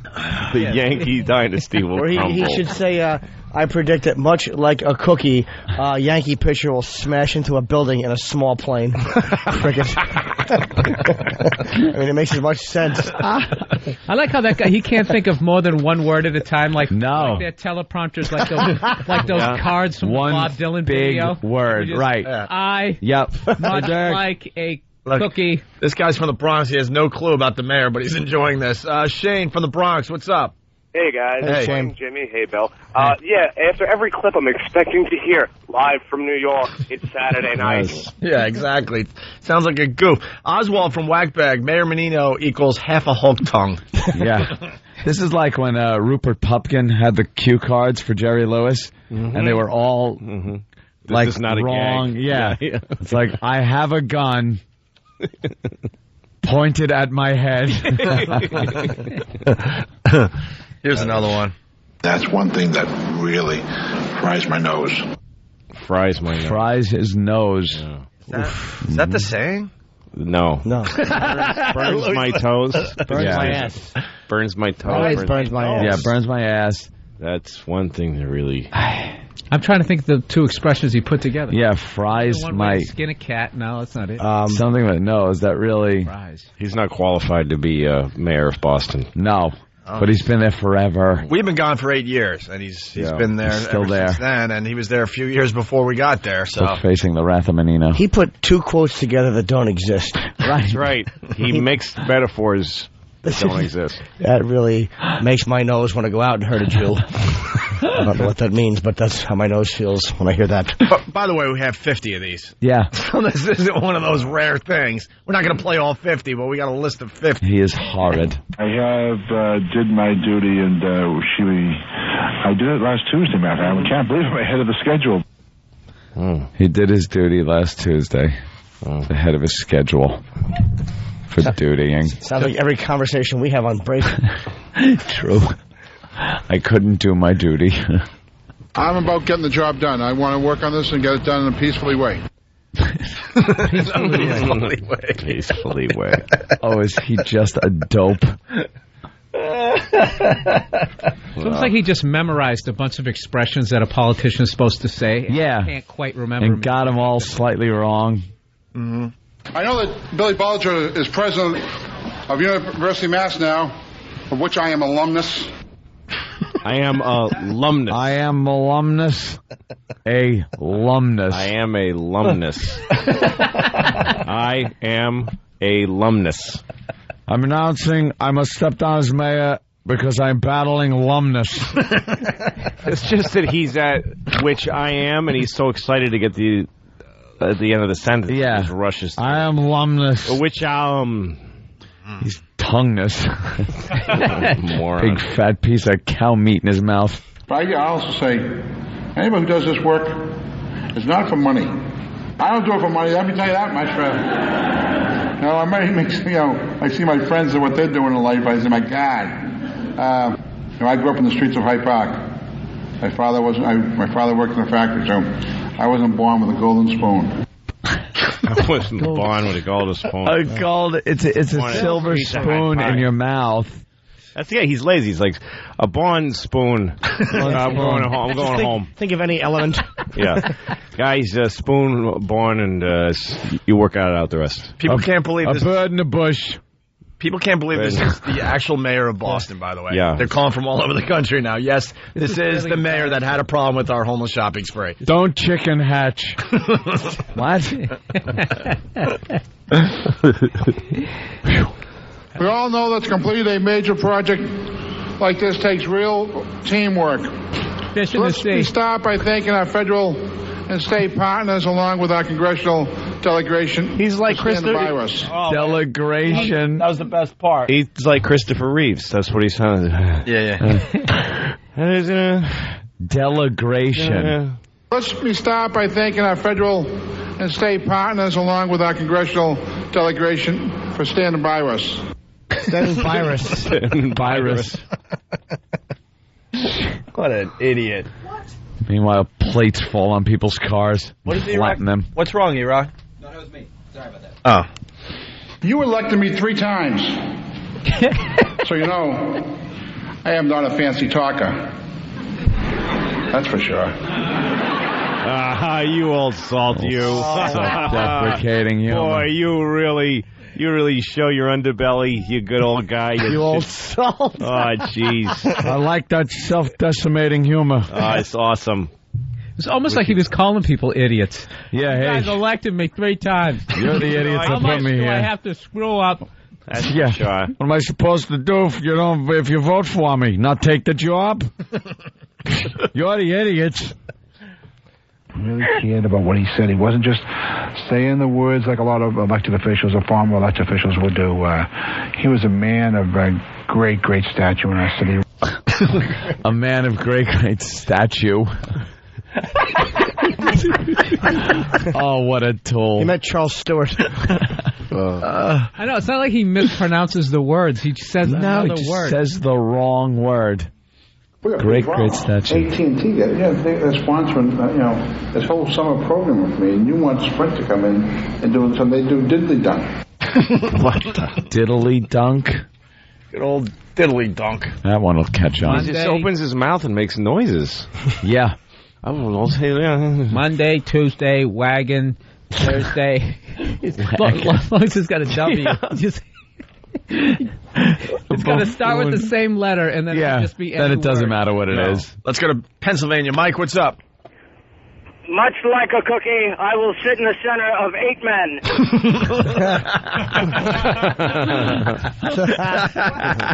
men. Who say, we're going to end homeless, but there's no resources to end homeless. How do we do that? End homeless. End homeless. End homeless. Not homelessness. Doesn't care. We're going to end homeless. You're right. After the first couple words, it doesn't make a difference. Matter. As long as people can kind of put it. We need to work for the people, elbow 12-9. He speaks in crypto quotes. Washington refused to learn from cities that when they cut these programs, people who can't find shelter end up homeless. It is like he unwinds like a old clock. He just runs out of steam. Yeah. End of homelessness. Homeless. And then he used homelessness kind of at the end of that, which just needed end up homeless. Right. It's like, but he's trying to sound like a Kennedy. He's trying to come from that tradition. Yeah. But JFK after the shot. That's what he sounds like. Ask not what your cousins do in word, another word, and then word. It's almost like he knows he's going to screw it up, so he tries to get as much momentum as he can. Exactly.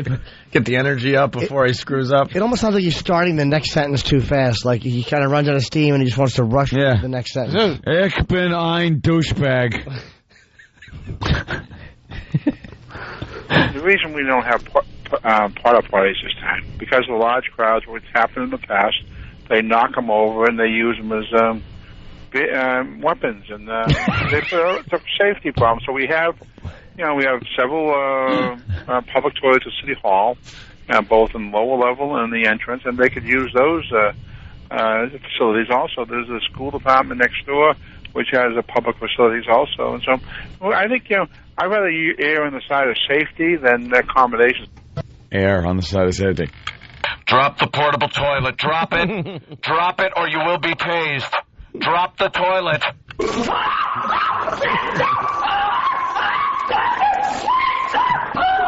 Yeah, how many times I've been held up in security on a plane because someone's trying to bring a porta potty through? They got one in their pocket next to their lighter. Oh, is that great? Today we dedicate this plaque, which will serve as a reminder.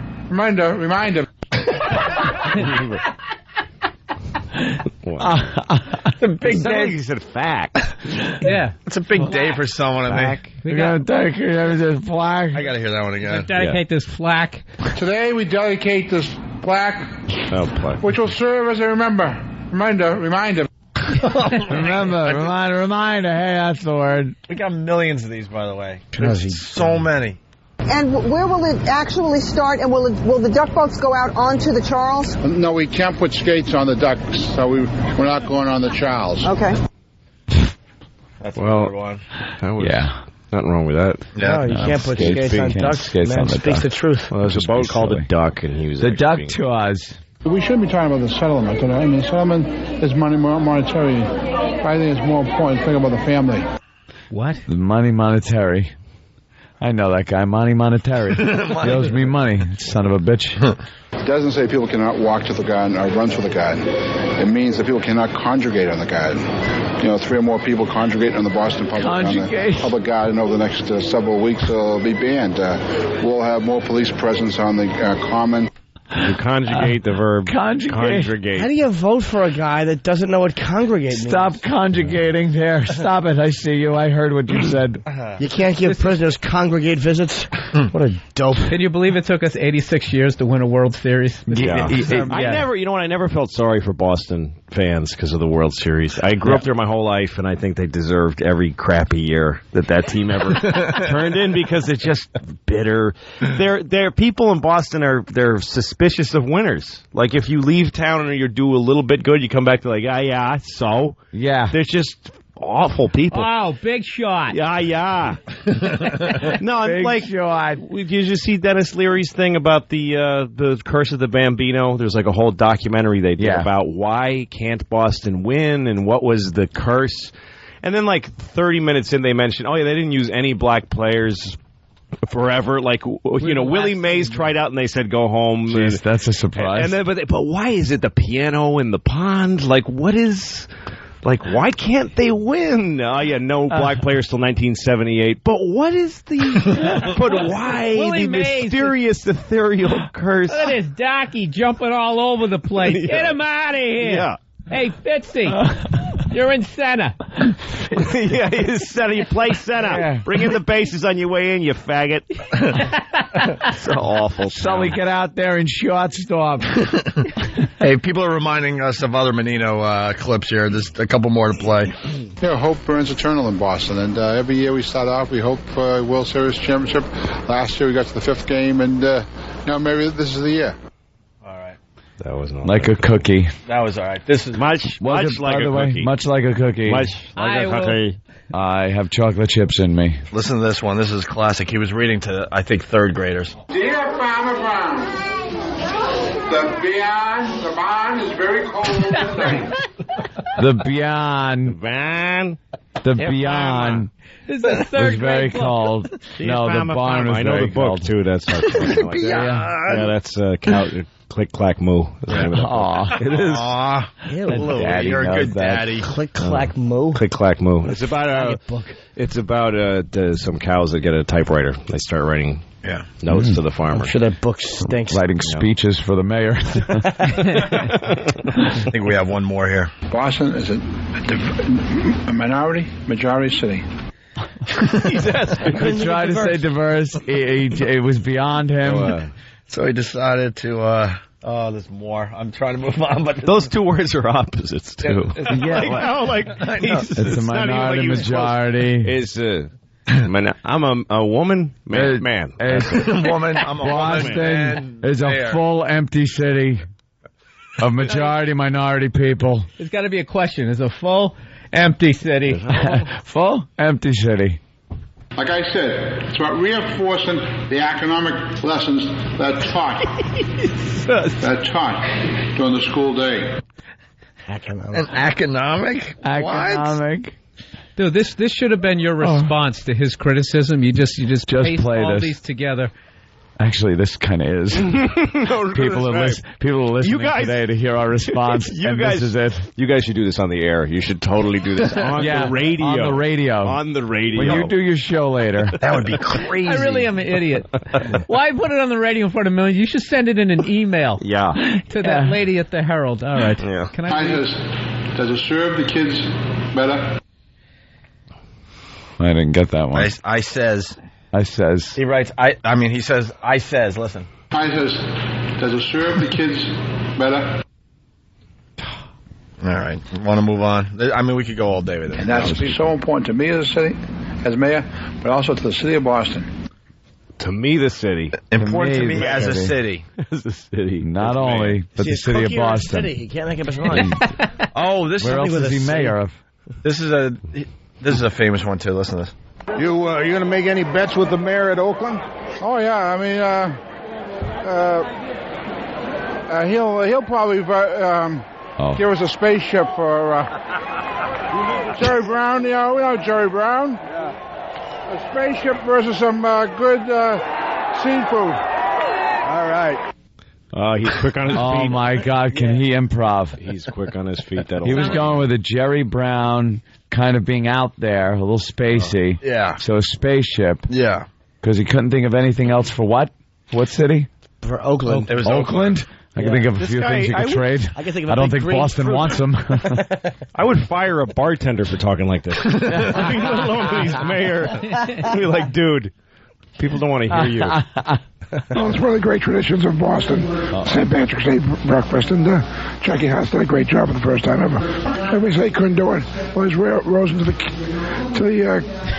the occasion again, and he's just done a great job. And the governor and Shannon O'Brien, they've all been good morning, great jokes, and great time. Good morning, great. He just, you're right. He lives word to word. He goes, stop, good. What words go with good? Good morning. Good morning. He was a very good morning. Even his own throat was rebelling against his stupid words that were coming out of it. It was shutting down. His brain shut down on occasion, or whatever. He's like, forget it. Have to be flexible, and that's where we're all flexible. We get through this issue, and I just say that it's difficult. It will be difficult. All right, you're just saying flexible, but that's an easy one. All right. God, imagine me. Many people wonder in our nation's cities about how to solve homelessness. There's two solutions for homelessness. More housing, affordable housing. Jesus. That's a solution, I would say. House. You know what? More? If you're playing Family Feud, I think that might be the number one answer right there. You had to decide between housing and outdoor space. Right, it is like more. That would be the solution there, sir. I would say more housing. Yes. Number one answer on the board! More water fountains. Strike. How would you solve the drug problem? I think what I said, less drugs. Less drugs, yes. Number one answer. Good morning. More diarrhea in my mouth. Oh, sorry, Mayor. That's not going to help the homeless.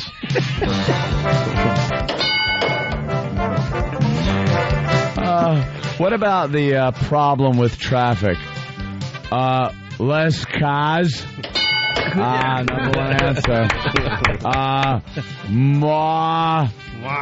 More water. Boats. No, the traffic problem. What about the problem Buses, Mayor. What about the problem of huge metal plates squishing women as they drive through the Big Dig? Less metal plates squishing women. Yes. Less corruption in the city? No, of course.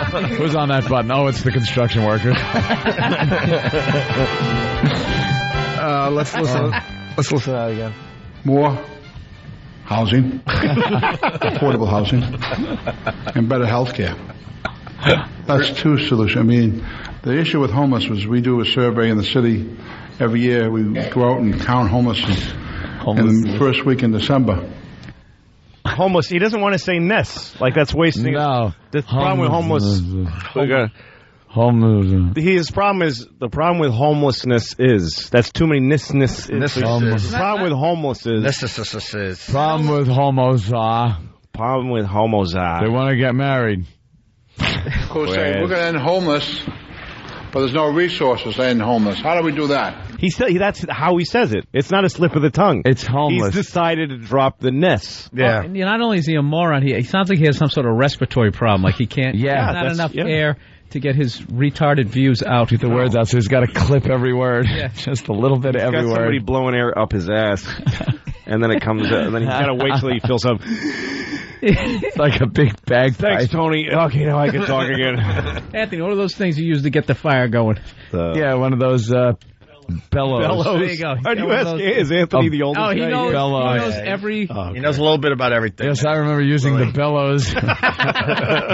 Here, we'll end the steel mill. We could do this all day. We have at least 20 to 30 more. But the girl that sang "I Saw the Sign," yeah, she is in studio today to do karaoke for us. Right. Nice. Oh, we'll explain to Louis C.K. next. I've heard. Oh, you did hear this? She's awesome. All right, Isn't she the cool. best? She's awesome. We got one more Mayor Menino clip. The vice president is saying is heightening the intensity. It seems a little bit here. What's your level of concern? Well, our intelligence unit is working with the state, federal officials, keeping us informed if there's any heightening of our security in the city of Boston. We're working with the federal officials to give us the information that we might need. Do you think they're playing politics, sir? I'm not saying they're playing politics. You know, I don't have the intelligence they have. Yeah, well. And also, they'll let us know if there's a heightening of our security. A heightening. Like that's a... Oh, finally, this is the one I wanted to play. He's trying to redo a famous speech here, and just fails miserably. And someone else asked if you'd be interested in running for Senator Kerry's seat should he win the nomination. Let me just say, I will not be a candidate. I'll seek, but I'll accept a draft. I will not be a candidation. Candidation or seek. And he got a laugh, too. A candidation I will not seek. What? I will seek. The I thing will is, not the guy seek. he can take back anything he says. Because Yeah. you said you weren't going to run. I didn't say I wasn't going to run. I said I was a candidation. That doesn't mean anything. It's not even a word, you It's idiot. not a word. You can't hold me to that. You think I'm that stupid? I know it's not a word, and it means I'm not committed. All right, we'll keep it there. We could go on, but we got Louis C.K. in studio, Bill Burr in studio. Bill, you promoting anything? Improv, West Palm Beach. I sound like Menino right now. 28th through the 31st. Homeless. Comediness. Homelessness. For more comediness, we need more comedy clubs. More. Very good.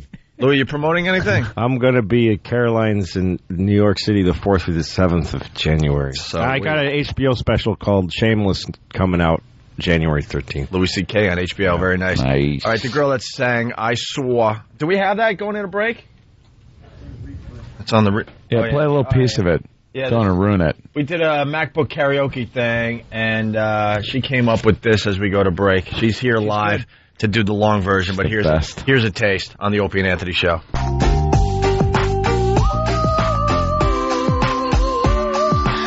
I got a new life, you would hardly recognize me. I'm so glad I'm a new person like you. Oh, dear bother, you're not the one for me. Is enough? I saw the sign, and it opened up my eyes. I saw the sign. Life is demanding without understanding. I saw the sign, and it opened up my eyes. I saw the sign. No one's gonna drag you up to get into the light where you belong. But where do you belong? The 2006 Eggnog Challenge will replay on Friday, December 22nd, the day after Opie and Anthony's appearance on The Tonight Show. For video of the 2006 Eggnog Challenge, including the infamous Pat Fununaki's Baby Bird video, go to opieandanthony.com or foundrymusic.com. Hear what everyone else is talking about. O&A Uncut and Live, continuing the show on XM Satellite Radio starting at 9 a.m. Eastern. Visit xmradio.com to subscribe. It's the Opie and Anthony Show. The Opie and Anthony virus.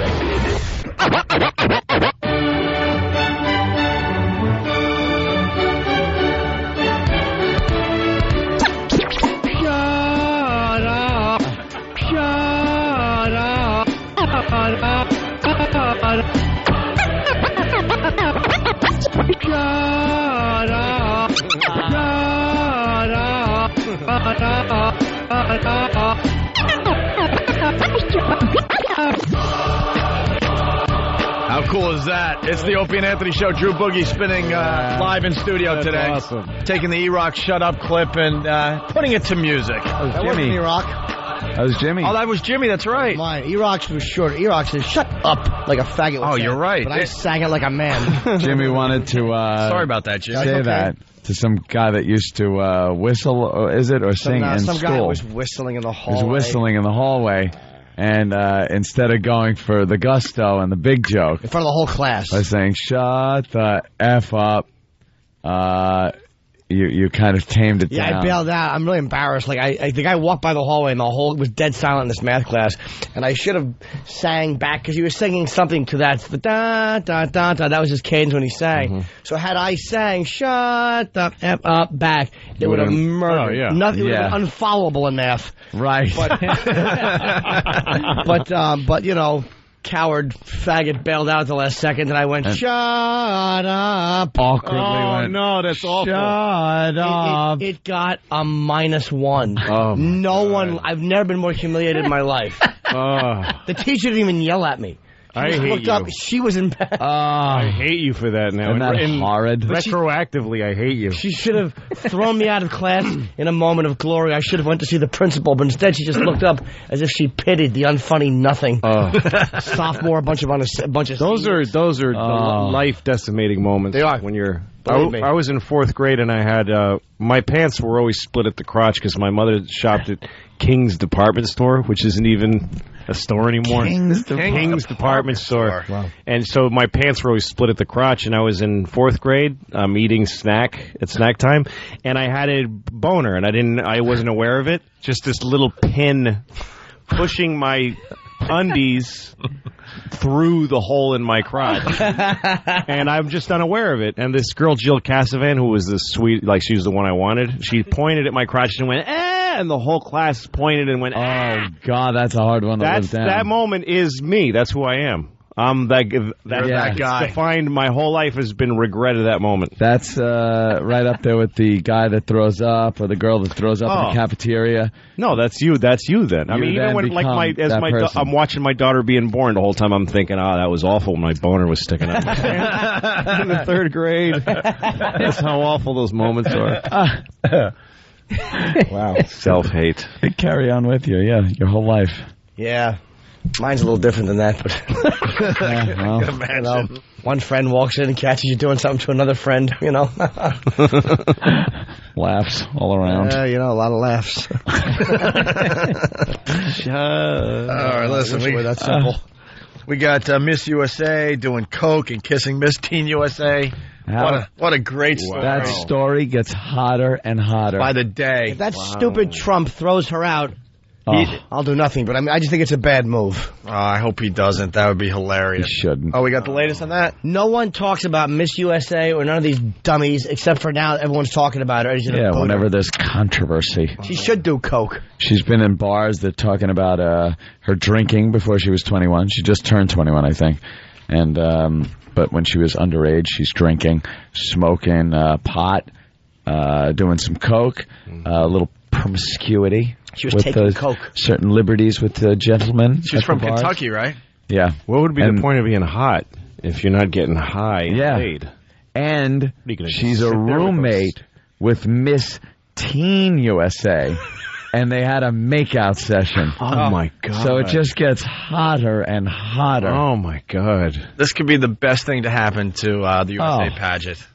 Trump. I think it's the best thing to happen in America. Of course it is. Listen to the dumb reporter, what they come up with here. Crown glitter on each of their thighs. I'd like to be a billionaire prince and just pay them so much money to have sex with them and then fart the whole time we're having sex. Like, I would just do that, and they would have to keep going because I was giving them so much money. I would just fart and mumble whore, and they'd have to smile and pretend it was fun. Pretend? Yeah. Hey, here's the latest. The moment of truth is approaching for the young Miss USA, Tara Conner. She could hear this morning whether the pageant owner, Donald Trump, is going to say, "You're fired," force her to give up her crown. And I have to give back the crown. CNN's entertainment correspondent Brooke Anderson has more. Oh, it has been an ugly path for this young lady. It has been very ugly. You know, the allegations that have put Tara Conner in this predicament Tara Conner are not pretty. Reports of wild nights out, reports that she hasn't shown up to engagements and appearances, and much, much more. Why doesn't she make a funny example? She's going to use it like, Donald Trump may remove her crown a la Princess Diana.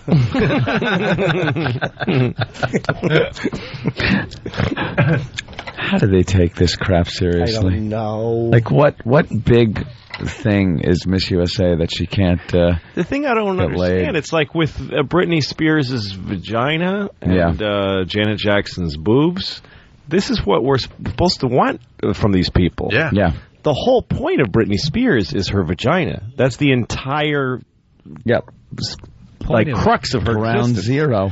And then we see it and we go, oh, faux pas. Oh, what is she doing? The whole point of a beauty pageant is that you wish you could have sex with those women.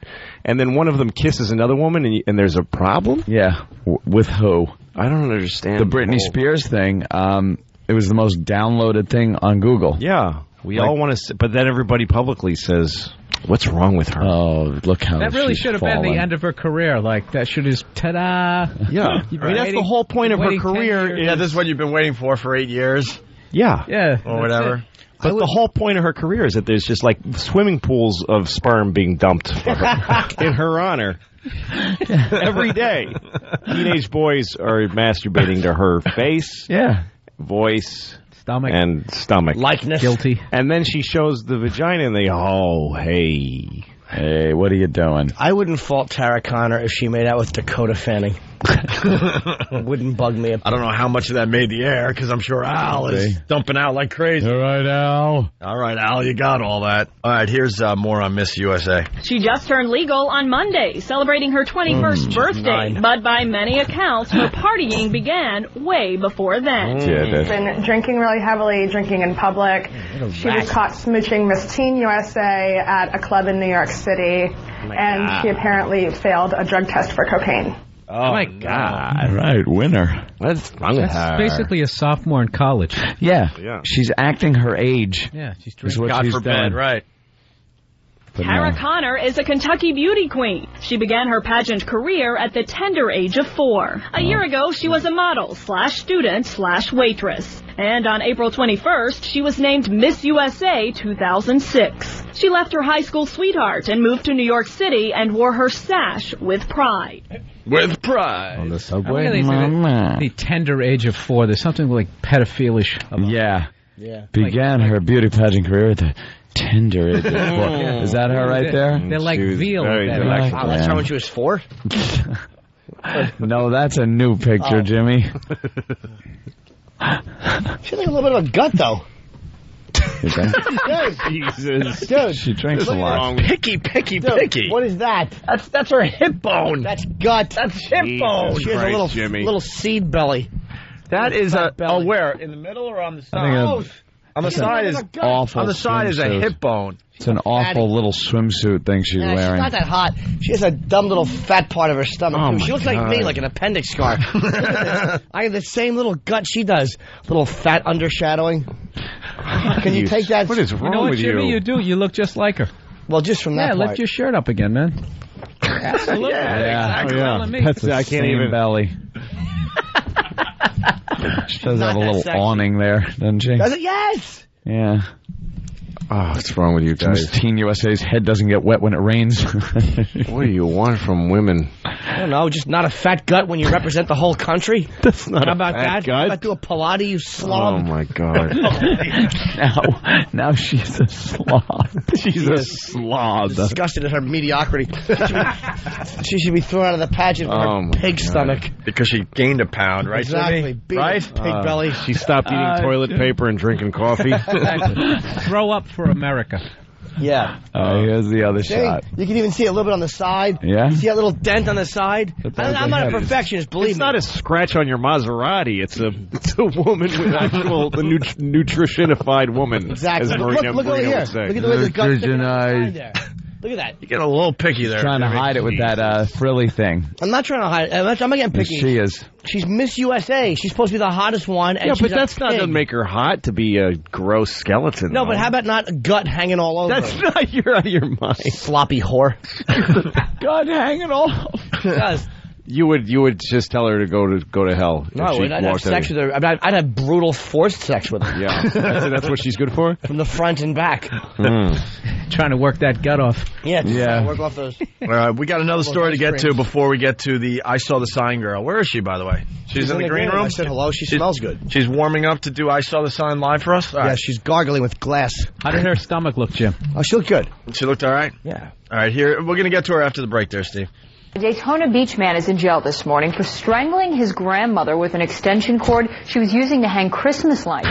Police say he offered to help her put up the decorations, but police say he had an ulterior motive the whole time. Police say he strangled her and then slit her throat. A while later, family members discovered the body and ran for a neighbor for help.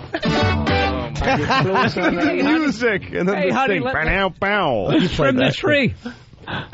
Oh my God! I like the fact that he strangled her and then cut her throat. He really hated that neck. Oh, something about that neck. That was awful. What the hell did Grandma do to you? He wanted blinking lights, and she wouldn't put the little thing in the end. The little blinking bulb in. See, both stories are great. I mean, originally, at first you picture that she's hanging them and saying something like, "These lights are hot," and he just shut up and he just strangled her.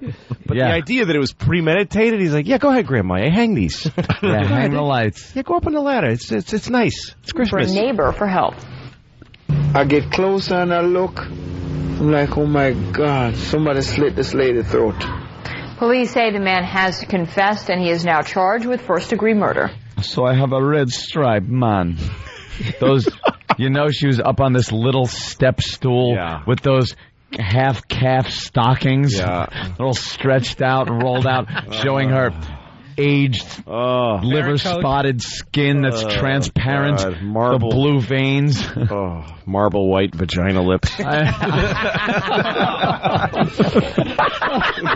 bloodless vagina. Oh, there's just nothing pumping anywhere.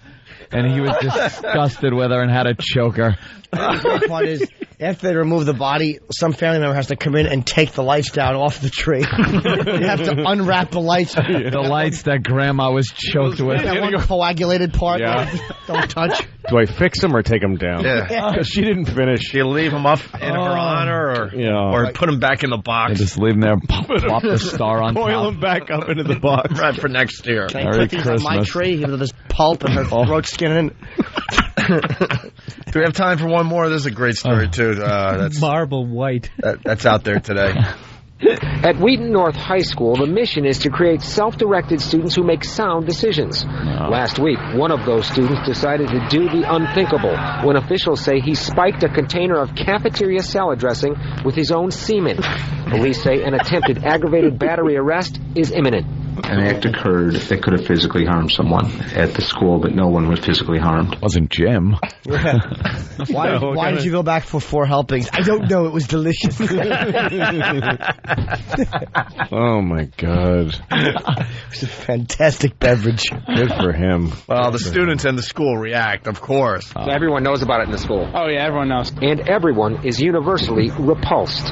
The whole school is disgusted. That's got to be the sickest thing I've ever heard in my life. It's just pretty gross that someone actually would do that. Yeah, it's been going on for a month or so. That's what we've all been hearing. But school officials say their investigation has shown it happened just once, last Wednesday. They say the student admitted he put the semen into a container of ranch dressing in the student commons dining area. And officials have determined that the contents could have been ingested during the last lunch period on Wednesday and during all 5 lunch periods on Thursday. From now on, in all District 200 schools, condiments will only be available in individual packets and in large containers, which will make them difficult to tamper with. What gave it away was people came over with a salad and he would throw the ranch dressing on their back. Do you know how potent you have to be for someone to taste it through ranch dressing? No kidding. God almighty. Or what kind of a whore you have to be. Yeah. With that sophisticated of a palate that you can eat a tub of ranch dressing. This is Irish guy sperm. Yeah. What is? I don't know, but there's something about the smell I recognize. Hey, that's dog food. Honeymooners. Yeah. All right. Well, that's wonderful. We'll stop right there. Good for him. It's like that kid's a hero. wine tester. Yeah, I'm getting a hint of oak. Very good viscosity. Yeah. Viscosity. I'm just really showing my ignorance here. Hey, a couple things. A big thank you to Rosen's Restaurant and Catering, 23 East 51st Street between 5th and Madison for all the omelets this morning. They did a great job. We got Drew Boogie in studio spinning live. When we get back, the girl that sang I Saw the Sign during the MacBook karaoke comes in and does the song live for us. Wait, by the way, you bunch of queers, I will be at the Borgata New Year's Eve, and my pals Opie and Anthony will just be in the room. They may come to the show. I am going to be on hand at the show, obligated. laughing at my pal Jimmy Norton. I will be there, Jimmy. Oh, good. I wasn't sure if you were coming. We're going to L.A. today, too. Yeah, right after the show. Oh, another group trip. Whoopity effing do. Yeah, can we stop already with the togetherness? That's what I try to tell Kenny. Stop trying to make it a group. Another winged We all have separate lives. Well, they could have gotten you a nicer suite, but they didn't. All right, here we go. It's the Opie and Anthony Show. Bearer of bad news and a smile. He loves bad news. Lives for it. The girl will do I Saw the Sign live next. This is what just happened. That thing was crawling on my leg.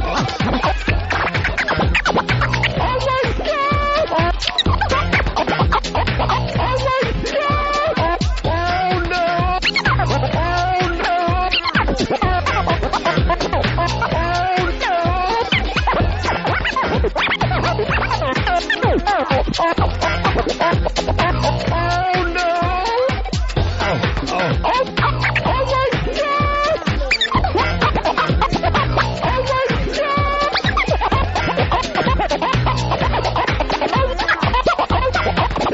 Oh my God!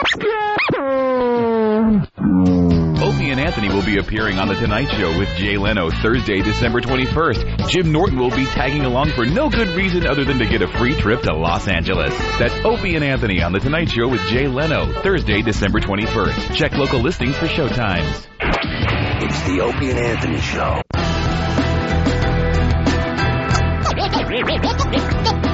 Ding by the dun, ding by the dun, ding by the dun, ding by the dun, ding by the dun, ding by the dun, ding by the dun, ding by the dun.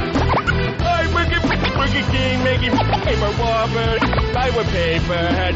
Would you like an apple pie with that? Would you like an apple pie with that? Ding by the dun, ding, ding, ding, ding by the dun,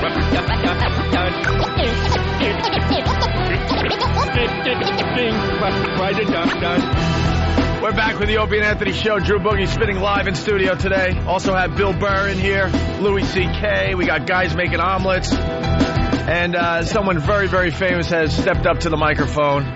It's Pamela. Yes. Oh, your mic's working. Great. Oh, hi. Pamela won the MacBook karaoke contest last week, one of the days anyway, by singing I Saw the Sign. This little... I saw the sign. It's a hit now. It opened up my eyes. I saw the sign. Life is demanding without understanding. I saw the sign. And it opened up my eyes. I saw the sign. No one's gonna drag you up to get into the light where you belong. Yes, you belong. Everyone's thinking it. You don't look like you sound. All right. We expected someone else to come walking through that door. I don't know. You're lovely. Yeah, you're lovely. Absolutely. This has also served as like an impromptu dating service because all of your listeners found me on MySpace and they were like, I want to sing a duet with you, baby. Oh. Yeah, it's kind of crazy. I want to sing a duet with you, baby. You sure it wasn't said like that? Probably. Hey, we could go to F.H. Riley's parking lot, me and you. Someone said that, actually. I don't doubt it. That's my brother's fine restaurant, 400 New York Avenue in the heart of Huntington Village. Yes, stop by and say hi to Brett. But, and the FH doesn't stand for blank here. Right. Yes, of course.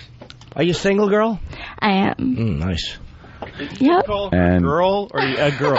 Sounded like you said, "Are you single, girl?" No, are you a single girl? Oh, I didn't hear that. No, not are you single, girl. No, I'm not Morris Day. Are you single, girl? And you're from Deer Park? Deer Park. Deer Park, Long Island. Yeah. That was the biggest surprise when I heard you were from Long Island. Yeah, I'm sure. After hearing, I swan this wine. Yeah. Kind of family. Kind of rich, kind of middle class, average. Got a dog, a brother, a parent. Deer Park's a weird area. Could go either way. Yeah. Could go either way there, yes. True.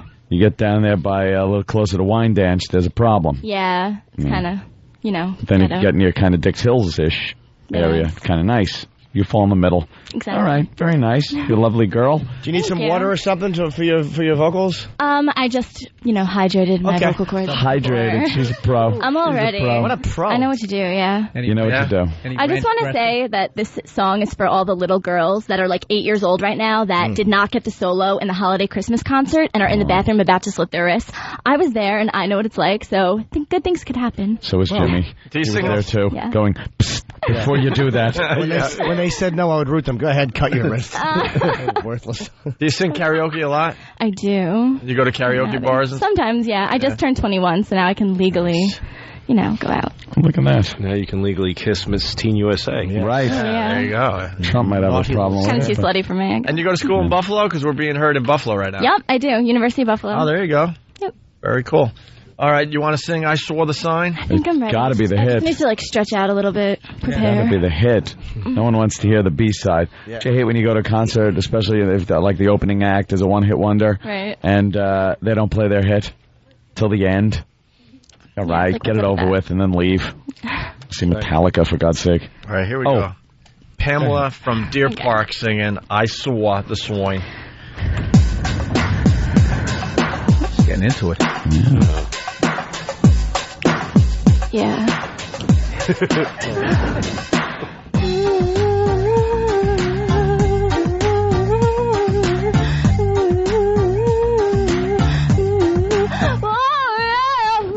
Oh my God. Opie.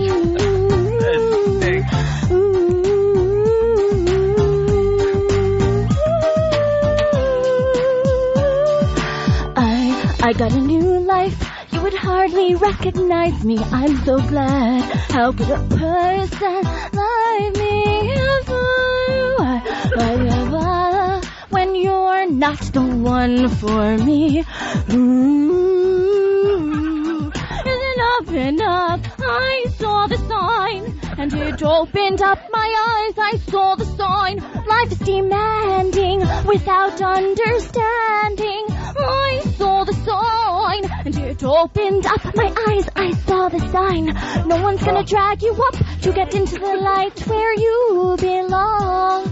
But where do you belong? Oh, yeah. Jimmy, this is for you. I'm digging it.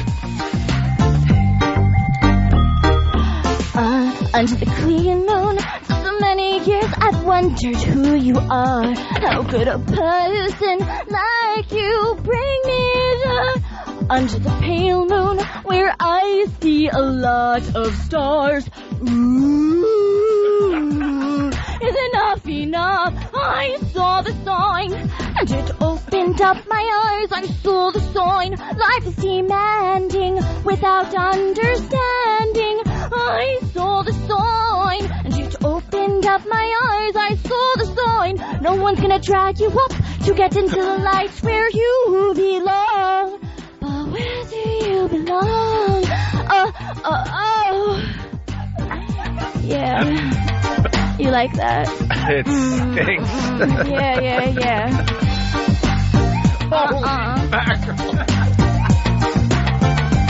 Nice. That is Get into it. I saw the sign, and it opened up my eyes, and I am happy not living without you. I left you.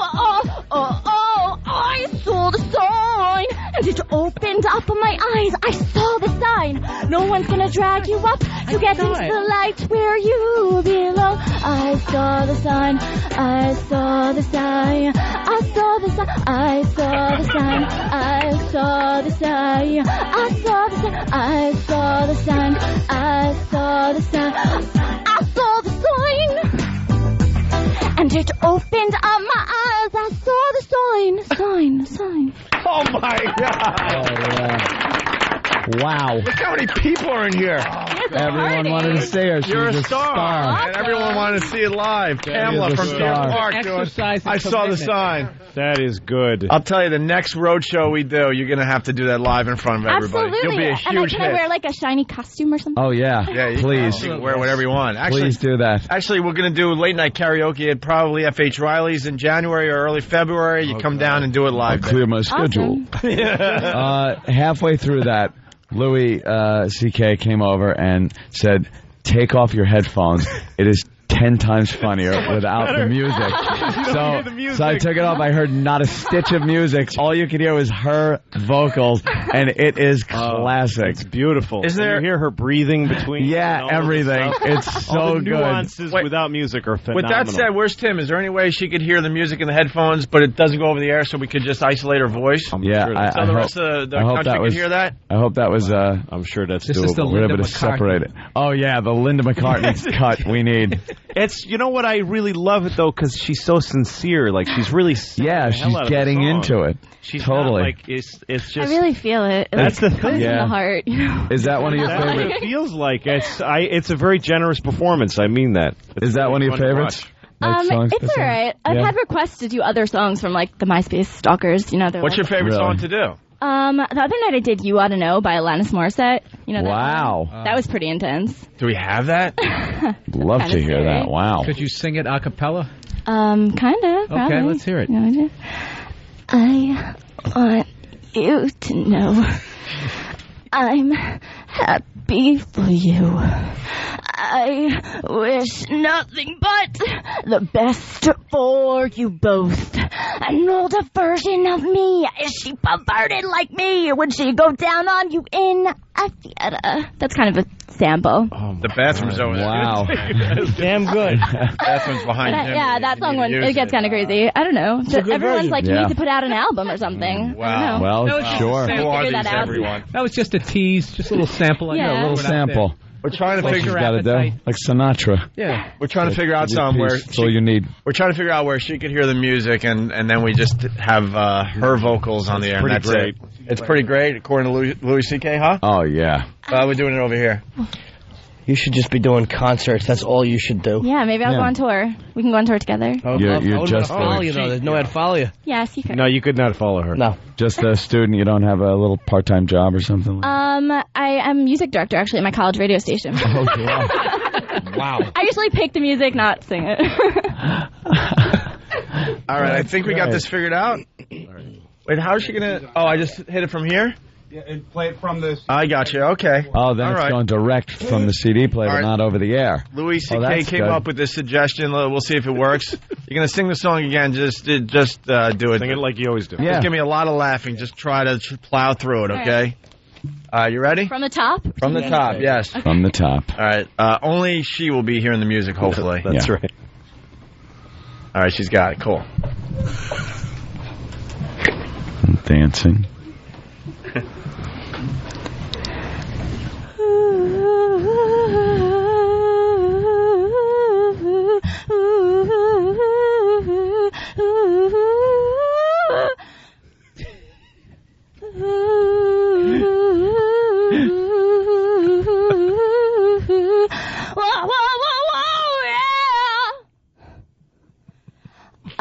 I got a new life.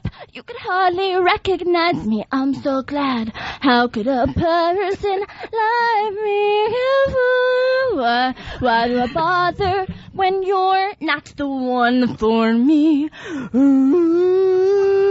Sounds like Menino. Is enough? I saw the sign, and it opened up my eyes. I saw the sign. Life is demanding without understanding. I saw the sign, and it opened up my eyes. I saw the sign. No one's going to drag you up to get into the light where you belong. But where do you belong?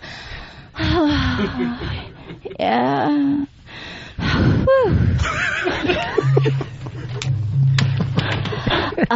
Under the clean moon, for so many years I've wondered who you are. How could a person like you bring me to where a pale moon, where I see a lot of stars? Ooh, is enough enough? I saw the sign, and it opened up my eyes. I saw the sign. Life is demanding without understanding. I saw the sign, and it opened up my eyes. I saw the sign. No one's going to drag you up to get into the light where you belong. But where do you belong? Oh, yeah. I love you guys so much. I'm really feeling it right now. I can't explain. Oh, my God. He's dancing. Yeah. No. I like this. Here in the music. Mm-hmm. Here we go.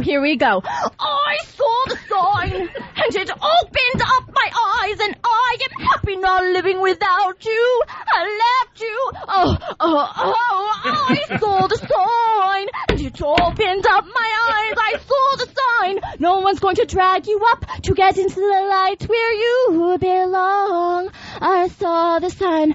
I saw the sign. I saw the sign. I saw the sign. I saw the sign. I saw the sign. I saw the sign. I saw the sign. I saw the sign. And it opened up my eyes. I saw the sign. That's terrible. I'm sorry. There you go, Pamela from Deer Park.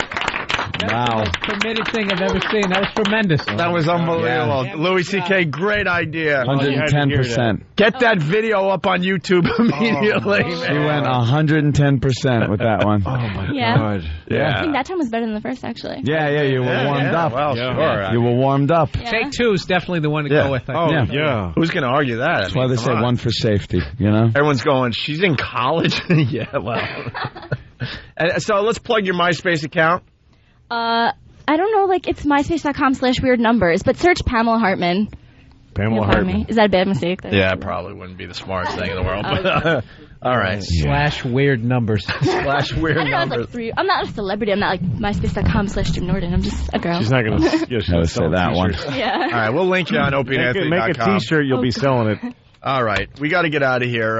Thank you, Pamela. You're welcome. We'll have you do that live at the next O&A event, okay? Yeah. Please. Yeah, excellent. Bill Burr, West Palm Beach. Yeah, West Palm Beach for New Year's, December 28th through the 31st. Louis C.K. on HBO and January 4th through 7th, Caroline's in New York City. Sweet. All right, we're out of here for a week or so. So yeah. See you at the Borgata. Oh, yeah, Jimmy at the Borgata, New Year's Eve. We'll all be there. Drew Boogie, get us out of here for a bit. Thanks, guys. Bye. It's the Opie and Anthony Show. The O&A virus spreading across America. Oh, he's gone? Leno on Thursday. Oh, yeah, we're going to be on Jay Leno on Thursday. That's right. We're flying right after the show today. Hence, the short week, I should say, for the Opie and Anthony Show. Right.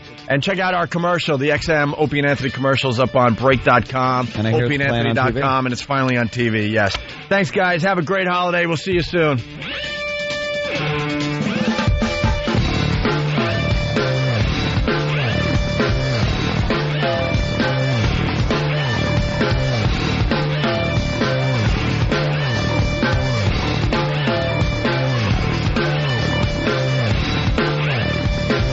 Opie and Anthony will be appearing on The Tonight Show with Jay Leno Thursday, December 21st. Jim Norton will be tagging along for no good reason other than to get a free trip to Los Angeles. That's Opie and Anthony on The Tonight Show with Jay Leno Thursday, December 21st. Check local listings for showtimes. It's the Opie and Anthony Show. The Opie and Anthony XM walkover begins now. Going. I like the lady just walked by with cat ears. I like to fucking take them off with an aluminum bat. Fucking just remove them with a bat unprovoked. Those were Holy festive. shit, look who I see ahead. What, Andrew? Fucking Andrew. Is it asshole? That's is it stupid fucking fuck. Andrew? Is it giftless bum? What an asshole. No gifts for you, El Bummo. Andrew! You want to make news? Watch it when we kick him on the ground and punch him in the face. And then fuck his throat. Why not? I just threw that in there. Might as well get Shocking. some pleasure out of it, huh? That's right. I'm a shocked. Where the fuck were you Saturday? I was, yes, sir. I was from here 8:30 to 11:30. 8:30 to 11:30. We told you to show up at... He told me it was like 10-ish. What? He told me like it was going to be about 10 o'clock. Hey, your leg's a little... 10? I know. No, we said to be there around noon. He didn't know it was an afternoon thing. Noon on. We looked for you all the way up till 2:30. And then you know what? Also, I had other thing also, because in the borrowing machine, they had only once a year, the eye clinic. Eye clinic, you could have gotten your eyes totally taken care of, gotten glasses and new clothes. I know, but you have no idea what you missed on Saturday. Man proposes, God disposes sometimes in life, you know. Is he rhyming now? Enough of your stupid proverbs. Well, he didn't know. You missed out. In fairness, he didn't know it was the afternoon broadcast. Yeah, that's true. I mean, here's a I know. What's your What I watch? can say. Was your watch running a little slow? Hey, I'm talking. Oh. Did Catman throw you out of the spot? Pardon? Catman, did he throw you out of your spot? No. Who? You know Catman, right? No. Kevin, I know Kevin. Kevin. How can he throw me out of my spot? No, Well, he was here when we were looking for you. No, I met Kevin this morning. Kevin, right. I met him this morning, the guy with glasses. Yes. No, Dude, you ass. You have no idea what you missed. Do you know who Catman is? He's the guy with the black cat and the boxes that was set up over here. Yeah. Does he kick you out of your spot? Well, when he comes, I leave. Why? Yeah, see? Because I don't there's want a hierarchy. argument, you know. It's like a hyena and a lion. I don't want no argument with nobody, you know. Ashy his leg. What I'm going to fight for what? Oh, we're done with you. There's something Have a going nice on. life. We'll see you tomorrow. Oh, Andrew. Jesus. Well, maybe next year if you're still alive. Oh, look at Billy. Look at Billy. The holidays. It Jesus is. Christ, there you go. What a guy. You're a nice guy. He let us all Yeah. down, though, man. He was going to be the star of the homeless shopping spree. That was very nice. And he of wasn't Billy where he and was Louie. supposed My girlfriend's a singer. I'm dating a singer. Look at you. Yes, we're to be engaged. One of these days, she's going to be on married in stage. Vegas, baby. You'll be front row. She'll save all the money. I'll save all the money on entertainment because she'll just sing. Yeah. And the guests will give money. It's and almost leave. like a Celine Dion. What's her husband's name? Fucking Renee. Renee, that old guy. Faggot name. Kind of He relationship. has cancer. Does he? Right. That's not funny. Yeah, it's called his wife. Where's his cancer? I think in his balls or something. He has ball cancer? Attaboy. Wow. I'm making this up completely. I'm sure he'll throw him on the table and try to fucking win something with him. That gambling idiot. Didn't he see the signs? He felt a lump. While going for a hump, he felt a lump. Love's demand. It's totally stuck in my head. Mr. Aiello?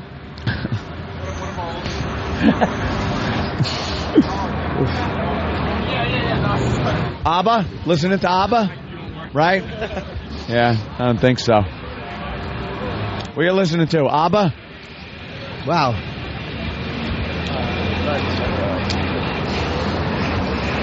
Hello, sir. Very good, sir.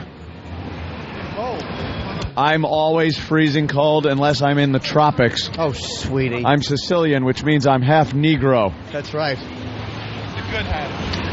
No, but I figure I'm more white because I still get beat up by them. And you're a racist. Right. How ironic would that be? Hi, sir. Who's this fucking crazy-eyed psycho? Oh, I'm going to get hit by a bus. Oh, my God. Oh, no. The obituary reads, Stephen Carr, lead singer Shout, Eric. of the band Hey, stupid. Foundry. Their hit song, Pendulum, That's right. was run over by a coach bus today. Oof. Oh, now we got to go this way. Oh, and look at this asshole. Oh, my God. Enough. Oh, pardon. Excuse me, Hitler. Ugh. Where are you guys? I don't know. Where are you? I'm way over here. Where the hell'd you go? We're looking at some really ugly people. Yeah. I'm like at the bus stop already. Really? Yeah. Holy shit. We're dilly-dallying. No kidding. No, we're lollygagging. Yes. I'm going right in. I'm now at the dog. Wow. Oh, what's this tumor on the dog's chest? Wait, hold on. Which one has a bigger cock? You don't ask woman which dog she owns has a bigger cock. You just don't. You might have hurt that woman's feelings. Oh, it made me so happy. You know, one's for fucking and one's for peanut butter. The big one won't eat a pussy because he doesn't have to. The Great Dane mounts her and the other one licks her puss while she talks to her grandkids on the phone. The Great Dane's like, I don't like peanut butter that much. Disgusting vagina. Fucking human vagina. Yeah, it's got to be disgusting for a dog. That Great Dane, the little dog, will look up and just shrug and go, the Dane's all cock. Can't do nothing about it. Couldn't be helped. I know my job. One's for fucking and one's for peanut butter. I'll bet you the Great Dane's dick is so big that she sucks it too. She doesn't even have to. She just likes the way it feels in her hand, like a fat Frank. You know, now you're getting sexy with the whole thing. When that lady walked her dog, she had no idea she was going to be accused of fucking it. When'd you put that leash on this morning? Fucking radio technology across the nation. What's that, Eric? All right, come on in. Oh. Who's going to, there you go. All right, well, Dawn and Patrick. Come on. And also my girl. There you go. Where's Pamela? Where's my girl? Oh. Bring baby doll up here. Kenny's going to bring law and order to that front door. Who threw up Mark behind my the counter? words. No one threw up behind the counter. It's the guy that works there. Yeah. Watch. I'll be nice. I'll be courteous. I saw the signs. Hello, sir. Happy holidays. All right. Hey, we'll see you upstairs. Opie and Anthony, XM202. They are the most vile, despicable human beings in the country. Creeps, ankle biters. Obviously, the strength is their ability to turn mistruth into something people would believe. Wow, how long is this guy going to continue to babble and say nothing? All day long. Shut up. All right, here we go.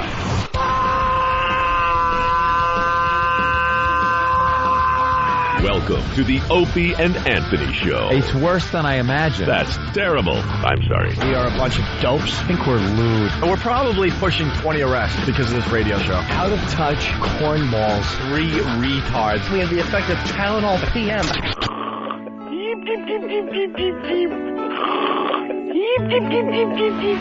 Opie. You know, I could have been a model. Anthony. I'm gay.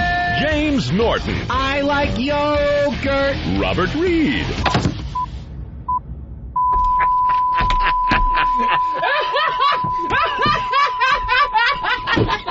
But enough of this palaver. Let's get the show on the road. If you battle me, I will revive. People always say my style is wild. You got gone, you got gal. Step to me, I'm a rap on fire. If you wanna battle, you're in tonight. Coming from your ears to check my style. Don't walk in and rise like a child. Cast you off into exile. Cast you off into exile. Cast you off into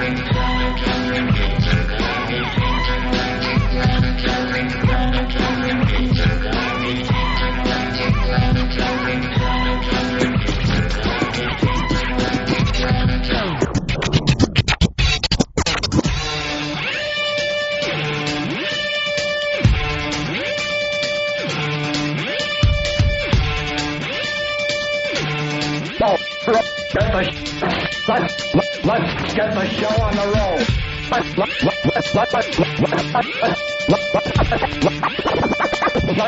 the show on the road. Get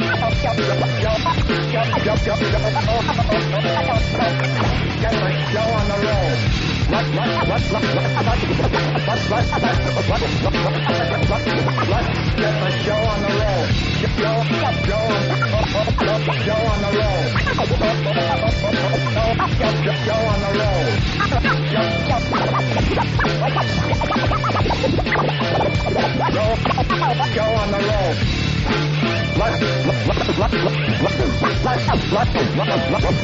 Let's get the show on the road.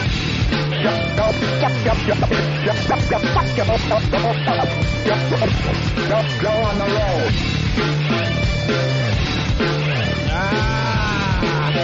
Where are you, over here? There you go. Drew Boogie, spinning live in studio today. Doing a great job for us. Yes, he is. Thank you, Drew. Scratching away. Scratching his ass off today. They're a very musical people. I gotta get the, Yes? That was kind of cool. Hey, that was kind of cool, man. That was definitely kind of cool. Hey, let's say hi to Rob on Long Island. Rob, what's up? Hey there, Rob. How you doing, guys? Welcome aboard. Yeah, I have to comment on Pamela's karaoke. I think the first one that she sent in really was genuine because she was trying to be good. But this one that she did today, I think she was just basically doing a parody of herself. You know, she was overly. There's always a party pooper out there. Yeah, it was always a party pooper. Everyone else is saying how hilarious it was, but you have to rain on everyone's parade. It was hilarious. I just think she was trying to be horrible. You know what you are, sir? You're a parade rainer. Am I wrong? You don't think that she was trying to be horrible? I don't think so. I looked at her eyes, and she was singing that she wanted you to know that she saw the sign. I think she was trying to sing her little heart out, and you're stomping on it now. There was no wink at the end. There was. Isn't that how mad he got? What did he say? He gave a Frankus. Oh, did he give a Frankus? So he's a good egg. That's anger. No, she. He got all mad. She was feeling it because she was live in front of a bunch of people, so she gave it that extra oomph. And that meant it was, she was extra gyrating. horrible. She had her eyes closed. Yeah. She did a little dance. Put her hands up in the air. Oh, she was totally into it. That's why I love my Pammy. She dances. She saw the sign. My baby dances. Here, too. Of course she is here. Wherever I go, she goes. Our live studio audience. That's what it is with my Pammy. Let's go to Jeff in Pennsylvania. Jeff, what's up?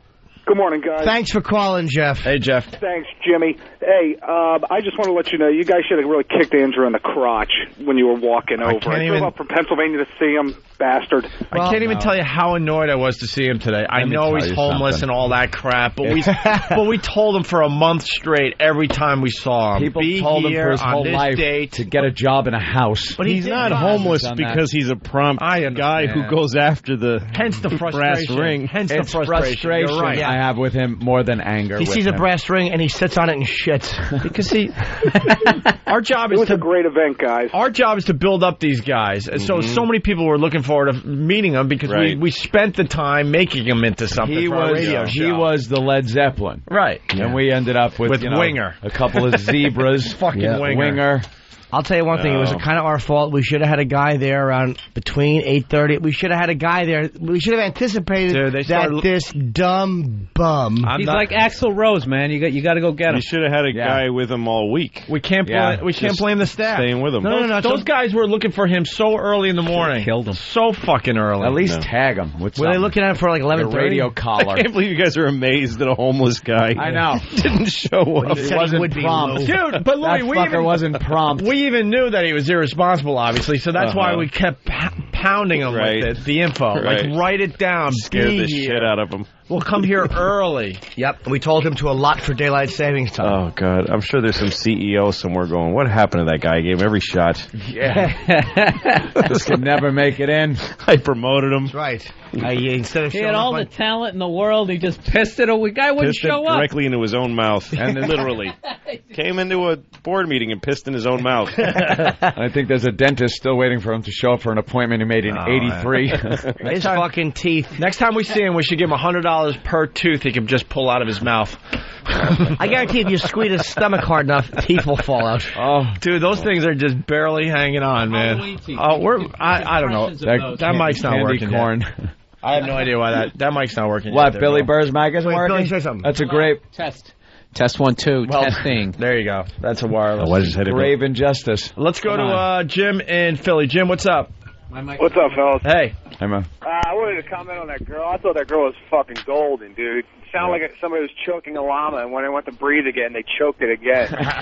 My brother texted me during that, the owner of F.H. Riley's, by the way, in Huntington Village, 400 New York Avenue, and he said that she sounds like the chick from Porky's. I don't remember that girl. Jeez, I don't remember Porky's. You don't remember Porky's? I mean, I remember the movie in the shower scene, the girl I don't who remember that part. would make all the noise. You had to put the sock in her mouth. Yeah. Oh, yeah. That was, what's her name, Broad there from Sex and the City. The one, Samantha. Julia Louis-Dreyfus. You know, speaking of seeing the sign. Right. I forgot we used to do that bit. Yeah, remember my bit I used to do it? Easy. It's my only bit of the year. Speaking of easy, I never get it easy in the ass. Ernie Buffalo, what's up? Hey, what's up? I tell you what, I'd rather watch the Bills lose to the Giants over and over again than listen to that again. Oh my God. You know what? You're such a liar, man. We could give her an hour on this show just doing karaoke, every single person. You'd never turn it off. No one would turn it off. I think people need to see the video. People need to see the video to see the commitment. The emotion, yeah. You know. She's a human spirit. She's a holidays. Girl. I listened to her. I'm a fan. I mean, I listened to her. I heard you guys on some replay in L.A., and I had it in my head. Yeah, it got stuck in my head. And not the song, her version. Yeah, her version. So the sign. I mean, that was stuck in my head. You couldn't just blurt it out every so often. You couldn't just leave it in your head. You'd have to actually say it so you can hear it. Totally. Yeah, the swine. She's a wonderful. All the popping the peas and all of it stuck in my head. And enunciating every word. Yeah, she that's the amazing her thing. Ass off today. Letting yourself go ahead and have the accent for part of it, right? But then trying to be the Queen of England for another part. Which is understand. Hey, Pamela made the dump report. She made the dump report. Who? Pamela. She did? Yeah, go down on you in a theater. Oh, I didn't think they would play that. They bleep it out and they actually play the Alanis version. We had a real clean show until Louis C.K. showed up. Sorry, guys. Yeah, Louis is a real cunt mouth. We love it. The XMers are loving it. 801, diarrhea in my mouth, Louis C.K. Yeah, that's a clinical term. 803, blowing air up his ass, Louis C.K. 818, I had a boner. I knew they weren't going to allow that. Boner? That whole boner story, they were dumping like crazy. How could they dump boner? Because they're fucking stupid. Boner's a silly word. Exactly. It could mean a mistake. 818, my boner was sticking out in the 4th grade. That got dumped. Faggot 822, millions of sperm have been spilled because of her. Discussing Britney Spears' vagina, which was very funny, by the way, Louis C.K. 822, teenage boys masturbating to her face and stomach. 826, brutal sex with her from the front and back. Norton during discussion of Miss Teen USA. I think brutal's what got that beep. No, it's and back. Yeah, and this is so obviously the line of the day, and they didn't even hear it on the regular radio stations. 828, marble white vagina lips, just bloodied. Why can't Louis C.K. Can't describe the vagina. Really? You could say vagina, no description is allowed. How about what if a vagina fucking steals your wallet and you're trying to tell the police over the radio? Say black vagina. But that is a description. So when you lose your wallet, just call it NAACP. Hey, I want my wallet back. Anybody? All right. Norton tasted through ranch dressing, got dumped. What? But the kid's the one who jerked off. And I even said, do you know how potent you have to be? I didn't even say semen. Oh, my, what a baby. Said, discussion, high school student spiking salad with semen. Left the entire news story, but took this out. So they allowed the whole news story except that one line from Norton. When you say, in the context of the news story, when you say taste it through ranch dressing, tasting it, they know what it is. So Jim Norton is the one who brought home the idea that folks were eating that kids cum. Right. Yes. Wow. Yes. Before that, who knows what they were talking about? Oh, no. That's the FCC it's all is just ridiculous. very mysterious and in that gray area. And unfortunately for Louis C.K. at 8:30, Irish guy sperm got dumped out. Oh, jeez. Isn't regular radio just a pivotal part? I'd love to test the FCC by, opening a center for cancer research and calling it the cunt face cancer center and then curing cancer. It. Yeah, just plugging it on a radio show. Yeah, or just curing all cancer of women and calling it cunt fixer. And like, all right, if you're offended, stay home and die. You support cunt fixer. Yeah, you don't support cancer research. Fucking cunt. All right, let's say hi to Kelly in Oregon. Kelly, what's up? Everybody that's saying that she was trying too hard and that she wasn't funny, they're all full of shit because they sat there and listened to it. I had to pull over. I was laughing so hard I was crying. But the important thing is you have a name that's also popular for a girl. Yeah, that is. Hey, you can't win them all. My father hated me. And by the way, is the gang working on an encore for Pamela? She followed us over here, Texab. She should do one more for us. She heard I had a rod. What about her favorite? Yeah, maybe. If can we get her favorite? A request or something. Is that possible? Who's working today? Maybe we can find out. Some Alanis was a favorite. Can we get that song for her, possibly, or find out if we can? Or may not be the karaoke version, but we'll get something up for her. All right. Is that song you want to sing or something else? I'm good. Hey, get Pamela in here. Oh yeah. We're out of mic. No, Here comes Pamela again. I saw the swing. Oh, I saw the swing. You're getting a lot of requests. We need an encore. What song could you sing? Does anyone have any specific song requests? I could try. Which ones do you like? Give us a list of ones you like, and then maybe one will hit us nice. Gotta be somewhat passionate. I like Spice Girls. I like Alanis Morissette. Oh, Spice Girls. Needs a little bit of harmony, though. I don't know. I pretty much know the words to... Alanis Morissette could be really funny, because that's you know. Can you do Wind Beneath My Wings? Not a fan.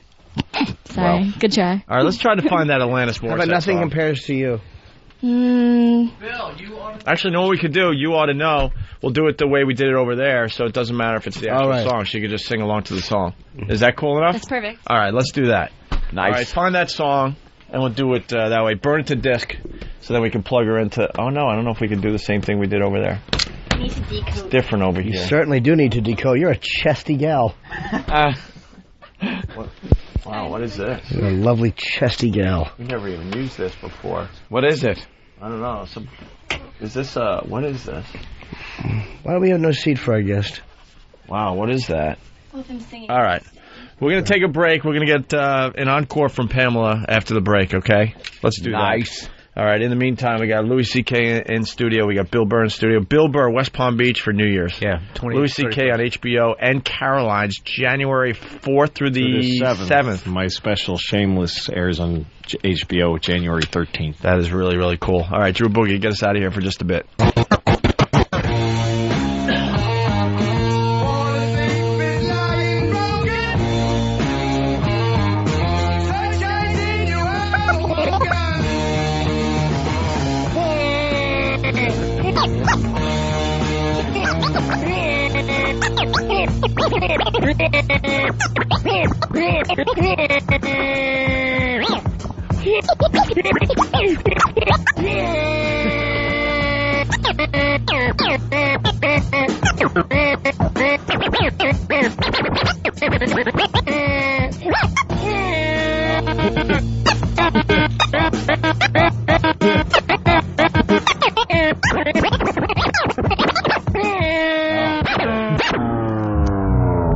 Presenting Opie and Anthony in studio visitor guidelines.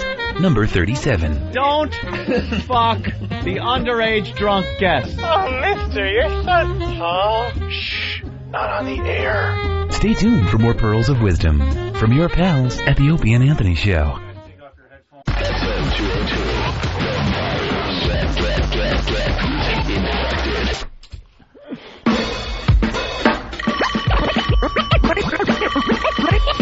Ring ding ding ding. Pick up the phone, cunt. Hello. Pick up the phone, cunt. Pick up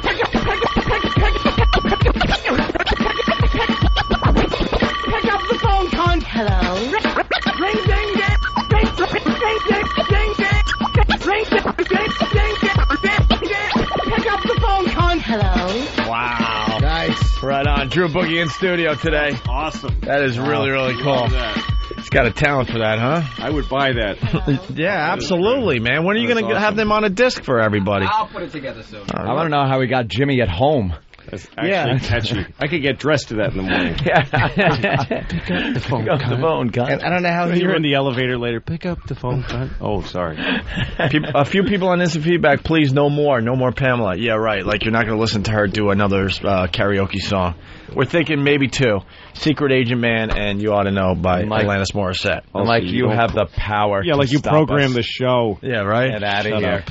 This is how you program the show. You can leave it on or turn it off. You have a binary decision right. Yes or no, you faggot. A 1 or a 0. Big hi to the studio audience, by the way. A lot of familiar faces out there today. All right, there's a story that's worth playing before we get to You Ought to Know by Alanis Morissette, and, well, Pamela's going to sing that. It's a wrestling story. Oh, so that means it's gay. Well, absolutely. It was a bunch of dudes. I didn't hear the story, but I guess it happened Friday. Actually, Than, why don't you explain? He told me, but I'm going to mess it up. Apparently, this high school male wrestler likes to show a move to his teammates, and some of them don't care for it. And the move has a very suggestive title. But they're accusing this one guy of raping another guy, basically. Well, is it in the sound clip? He raped 18? He raped 18 guys. Yeah. Tough guy. Wow. Champion wrestler Jerome Hunt's lawyer says all but 2 of the incidents reported happened in the Parker High School wrestling room before practice during last year's wrestling season. Hunt told investigators the accusations probably come from a wrestling move called a butt drag or skinning, which involves the wrestler placing pressure on the area of the rectum. Hunt's assistant coach told investigators, quote, "It's not something illegal or not taught. It's being taught all over." One accuser even testified to the grand jury, quote, "I didn't take it as a sexual move. I took it as him messing around." But the criminal complaint states that Hunt accomplished an act of sexual penetration. That implies penetration, even if it happened with Hunt's fingers through the other boys' wrestling uniforms, could be considered rape. Hunt denies penetration. His lawyer writes that the claims against Hunt are, quote, grossly distorted and exaggerated, and he thinks the matter should be handled in juvenile court. That's rape? The next thing they're going to say is that if you fucking kill a woman and fuck her mouth, that's rape. Jesus. Where are they going to draw the line? This is a slippery slope. It's all semantics. The butt drag? It's called the butt drag. Yeah. And you actually grab the guy's asshole and maybe shove a thumb in there. Yeah. Pick him up and pull a bowling ball towards a choke move. Yeah. I've seen that. Yeah. Once you have a thumb or a finger up your ass, time to clean the cum up. Yeah.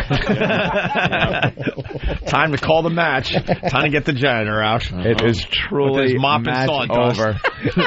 Get a gold medal doing that. I'm just picturing Jim with those fucking those wrestling things that come. The wrestling things that look like headphones. Yeah. Coming all over the mat. Well, no, you come right through. You come right through your old school thigh-high Roman Greco wrestling suit, and they see a big semen stain, and everybody knows what just happened. You made a cumsy. The butt drag. The butt drag followed by the nut explosion. Oh my God! Nice. That would be the 2-point reversal when the other guy gets grossed out. Yeah, he's got his finger in your ass, and you gross him out. Yeah, because you're on your stomach just humping the mat while his thumb is lodged in your asshole, and he's trying to pull it out, but it's caught in a piece of skin. Oh, my God. You don't even move. You don't even try to defend yourself. You'd be like, you just turn around and look over your shoulder at him before the match starts. A little tear in your eye. Smack your butt cheek. Oh, that'd be hilarious. You throw your arms and legs out like you're going to make a snow angel, and you just let him do what he wants. Fucking just let him take your asshole with his thumbnail. Someone is actually going to say, "Is that all you got?" Someone's going to actually explain the butt drag. Unless it's Tham. Fucking Tham. Tham. Well, Sam. Sam. You know, they are a team. Aaron, Oklahoma, what's up? Good morning, boys. Hey. In wrestling, the butt drag is where a guy shoots in to get your legs, and you put one arm against his face, it's called a cross face, and then you jam your fingers in between his crack and then pull him away. That way he's off of your legs. Yeah. It's a delicious move. You'd love it. Yeah. Delicious move. So you have you've done the butt drag? I absolutely have done the butt drag, and I'll be in New York City this week. If Jimmy wants me to do it to him, I will. I'd like you to do the butt drag to me, but do it with my mouth. Grab my mouth and just show me how you grab the asshole of another fucking braces-wearing high school boy. Show me with your mouth. Jesus, all High right. school sports are all gay, pretty much. I wanted to play football, and a friend of mine went out for the team, and they said you had to, the initiation rites, you had to jerk off in the shower in front of all the other guys. They tape your asshole shut with duct tape. You have to spread your cheeks, and I was like, well, I'm not going to play football because I'm not gay. Like, it's just you're gay. What's all that gay? Yeah, the gay stuff. What just happened, a few years ago with the football camp? Oh, with the shoving pine cones up the, That's what it all is. And then, like in the stuff like in Abu Ghraib, when they're having the Iraqis jack off in their face, and stuff, and like pointing their penises. And, like, George Bush and those guys that belong to that Skull and Bones thing, they're all fucking shoving their noses up each other's asses. And that's that's like American greatness is built on, like, sexual fucking this weird humiliation. Yeah, my high school, they made these kids do, like, this race. You had to hold a cheese ball between your ass cheeks, run over, drop it into a Dixie cup. And these kids are telling me this shit, and it's just like, okay. Oh, but can you believe someone would have anyone do that? Won't be playing football. That's just not how you do that. Fraternities were the same thing. Fraternities, all of them. Yeah, and you hear people, and then we shoved a fucking cucumber up his ass. Yeah. You want to play? Or a marshmallow. Well, cucumber would be gay. Marshmallow's totally acceptable. Wow. Hey, man, I was 18. I wanted to drink some beers with the because a marshmallow is like a soft dick. There's nothing gay about that. Nothing gay. If your friend's soft, I didn't know better. I'd let somebody fuck me up the ass if they're soft. If they're hard, that's fucking queer. But shove your soft dick up my ass anytime. It's like, I'll wipe my ass with your soft dick. I don't care. Look, I was 7 hours away from home. I was just trying to get some new friends at college. I mean, did somebody shoved a soft marshmallow up your ass? No one did the inserting. They had to pick a marshmallow. I inserted my own marshmallow with their ass cheeks, and then drop it like pilot to Bombardier. They had to like hit a mock model of the competing frat house that was on the floor. We were bombing. So they went on a bombing run, where every aircraft was the Enola Gay. I had to waddle across the floor and find the other frat. That's great. That's really gay. Yeah, it's pretty bad. Mitch in Jersey. The Enola Gay lifts off from the tarmac, a deadly cargo in her belly. Hey, let's move on. Mitch in Jersey. Teenage boyish undershorts. Keep the show moving. Joe Kennedy Jr. died in a... Hey, guys. Hey. I was a wrestler in high school, and they absolutely taught it, but we called it checking the oil instead of the butt drag. And checking the oil. Well, this guy... There's no way to get a guy from stopping doing whatever he's doing and stuffing your thumb up his ass. Well, he's got to defend. Wrestling is Why don't gay. you just tap out? It just looks... And I professional wrestling like WWE and stuff looks gay enough. Burly guys, hugging each other and grabbing each other, putting their heads by their dicks and then slamming them on the mat and everything. But yeah, Jimmy. But regular, like legitimate wrestling could be the gayest sport ever. They're grabbing each other everywhere. Yeah. And then I would see like a move in high school or junior high when they would try to get like regular gym class to learn how to wrestle, and there was that move where a guy would just grab your fucking balls. Yeah. And I'm out. Yeah. The second a guy's grabbing my nuts, first of all, it hurts. Yeah. Second of all, it's a guy. I showed up to gym that day. If a girl does it, you'll take the pain. Just because it's a girl doing it. I showed up to gym that day in a snowsuit. Is that it? Yeah. Big. Yeah, I don't think there's anything. Because the wrestling uniforms are just horrific. Skin tight, your fucking ball and dick is showing. Yeah. Yeah, like one ball, one. There's nothing wrong with it, but they should acknowledge it. They should just call it gay fuck or whatever. I mean, two men trying to fuck each other. Then these guys go out and beat up people they think are faggots after they feel each other up. You got to take the go with the acknowledge that a lot of guys want to suck each other off. Want to have some type of sex. Well, like sex education, they should teach gay sex in school also, along with just like a normal, natural occurrence. Yeah. That's or don't stick your finger up a wrestler's asshole. That wrestling though really is a competition of two guys raping each other. Yeah. Like, and the one guy will pin the guy and he wins the rape. No. Whoever got he wins the rape. Whoever got pinned is the winner. rape. What's that? Whoever got pinned is the winner. It all depends on what side of the fence. Quite literally. It's like all right, let's go to Max. They're and fighting. There's a struggle. Yeah. And then the other guy has to be in that submissive position where you can then fuck him. That's right. And they just kind of cut out the fucking part. Yeah, like soft porn. Yeah, it's soft porn. It's hotel porn. Yes. Exactly. What was the wrestling is hotel porn. Oh, yeah, the rape is just outside the screen. Yeah. That's it. What was hotter than when Greg the Hammer Valentine would put that figure 4 leg lock on a boy and straighten him out? Yeah, nothing. Don't think anything was. Nothing. Hey, those hooker the only thing boots. gayer than wrestling is teaching wrestling. That has to be a wrestling coach. Just put your face right in his asshole. Good move. Good move, son. Blowing that whistle. Let me show you how it's done. Middle-aged gentleman. Max in Dallas, what's up? Good morning, boy. Hey, Max. I guess, Opie, you're the first person that's ever played Chubby Bunny with your asshole. Oh, Jesus. Hey, can we get Pamela in here, please? Oh, why? The conversation was getting really sexy.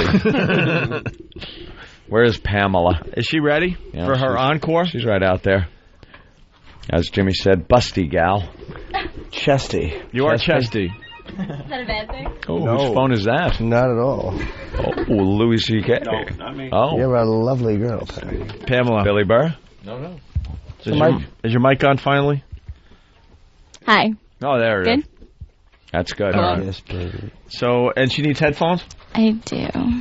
Well, she's got it here. I do. I'm a professional. I need Yeah, mine to move things along. All right, what's going to happen here is Pamela's going to do an encore. She's going to do Alanis Morissette. You ought to know. But we're doing Fantastic song. We're doing it our way. You don't get to hear the music. You just get to hear Pamela. Yeah. She'll hear the music. She'll hear the music. Okay, she will sing to it. Yeah, but you, the listener, you just get the isolated This song's kind of Pamela dirty. voice. Is that okay? Yeah, we're on XM. This All right. fucking station, right. we could do anything we want. That's See, right. I just proved it by dropping I'm a the nice F-bomb. girl, though. I don't usually, That's okay. Okay. It's dirty. It's a song. It's a performance. Yeah. Make sure her volume, is up pretty good because when you sing, if the band's volume is a little low, you won't give it your all. Right. So this is Pamela. I saw the sign from Deer Park doing Alanis Morissette. Yes. You ought to know. Here we go. I'm ready. I want you to know that I'm happy for you. I wish nothing but the best for you both. An older version of me, is she perverted like me? Would she go down on you in a theater? Does she speak eloquently? And would she have your baby? I'm sure she'd make a really excellent mother. Cause the love that you gave that we made wasn't able to make it enough for you to be open wide. No! And every time you speak her name, does she know how you told me you'd hold me until you die? Till you die! But you're still alive and I'm here to remind you of the mess you left when you went away. It's not fair to deny me of the cross I bear that you gave to me. You ought to know. You seem very well. Things look peaceful. I'm not quite as well. I thought you should know. Did you forget about me, Mr. Duplicity? I hate to bug you in the middle of dinner. It was a slap in the face, how quickly I was replaced. Are you thinking of me when you fuck her? Cause the love that we gave, that we made, wasn't able to make it over you to be open wide.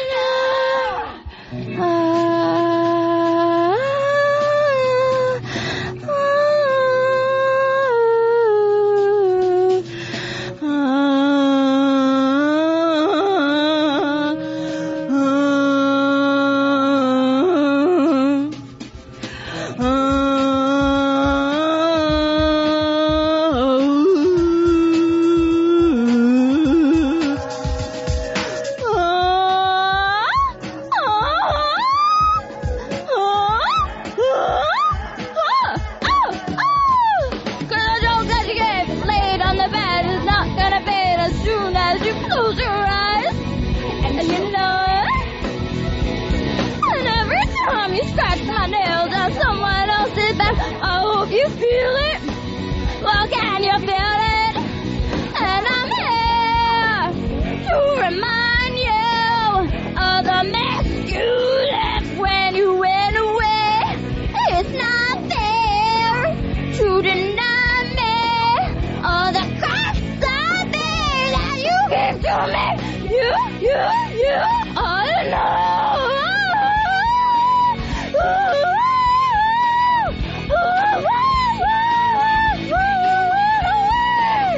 It's not fair to deny me all the crust of beer that you gave to me. You, I don't know. Stop whining. Stop whining. Stop it! Oh my God. That was really intense. I really can't even Stop whining right now. I can't handle it. You're getting some applause from the peanut gallery today. Oh, guys. Was the music playing over XM? No. Was just on the headphones? No, it might have been bleeding through the headphones a little bit. But no, the Pal Talk people were saying no, they couldn't hear the music. Very good. Yeah. All right. Well, wow. That was interesting. Very inspired. Wonderful. Thank you, Pamela. I really just went People to are another requesting place. one more. Let's say hi to Mooney in Texas. Mooney. Hold on, boys. I think I got a cat under the hood. It's got a kind of racket coming out from underneath. Well, anyways, I want to hear Kenny and Pamela do a duet of Secret Agent Man. Can we work that out? Is Kenny still here? Yeah. It's right behind you. You want to do a duet? Yeah. Thank God you Is didn't he as good as me, though? throw a I don't match know. back there. Hey, boys. Yeah. That wrestling, don't they call that Australian rules wrestling where you get to boo-foo your partner or competitor? Who the hell knows? All right, thank you. All right, we're gonna do one more. Pamela, go hang out. We're gonna do Secret Agent Man with Pamela and Kenny before we leave today. That was terrific. We leaving early today? That was good. Huh? Maybe 10:05. That was like the mating call of an animal. I don't know why your mic would come be out on. of the woods and say. Why would his mic be on? Oh, I heard it. Are you hearing? I hear his mic. Yeah, me too. Oh, really? It's just low. Why don't I hear him anymore? I hear everyone's mic. How about mine? What about now? All right, yeah. Is that my fault? By the way, Jimmy, the great almond controversy has been solved. An informant had told me, and I'm willing to rat him out, that Black Earl has been stealing your almonds and eating them by the fistful. Black Earl can do whatever Black Earl wants, as he took the photo of me with Sabbath. Black Earl has carte blanche in my life. Immunity. Whatever he wants, he gets. I buy him almonds if he wants them. Just thought I'd rat out a calling him Black Earl. He might like that. No, he likes to be called Black Earl. Yeah. It's because he wears black clothes every day. Yep. Every day of his life. You should have seen when I called him when his name was Jim. I was watching a documentary about that. The nigger Jim thing with which book is it? Huck Finn, and how Ronald Reagan was going to give an award. Yes. And they told him, you're not supposed to say nigger Jim. Like, it's not okay for the president to say. Well, for an award, it's fine. And I'd like to point out Nigger Jim as a wonderful piece of literature. Where's Nigger Jim? Let's bring him up. Well, Mommy. And he looks at Baker. Yeah, he does. Like, you see him go, the wonderful stories of Huck Finn and his friend Jim. Like, there's a pause where you know he went, oh, wait a minute, I'm not supposed to. His friend, oh, that's right. Nice guy, Jim. Ninny Jim. Ninny. What did they change his name to, Huck Finn? They never changed. They just took the book out, I think, in schools for a while. It gets pulled off the shelves occasionally. The African-American James. That's right. Right. Be nice, politically correct. That's the way that'll work. Absolutely. All right. We're going to take a break. When we get back, it's Secret Agent Man. Secret Agent Man? What are you, highlighting parts? Well, Kenny's just going to do the chorus. I think that's how it's going to work. Oh, Pamela will do... Kenny will do the hook, whatever. I'd love to hear some harmonizing. I bet it would be beautiful. Yeah. All right. Well, why don't we take a break? We'll try to work the song so it'll work for Pamela and Kenny, and then we'll put that bit to bed. To grave. To grave. In the meantime, it's Drew Boogie live in studio scratching away for us. Drew, take it.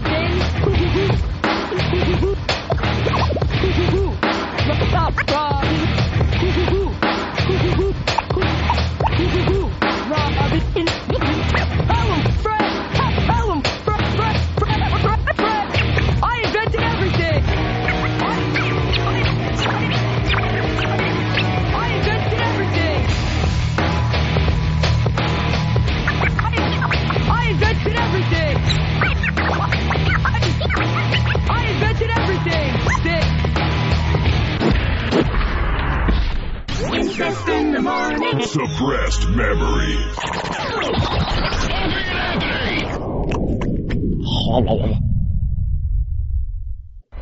XM 202. The virus.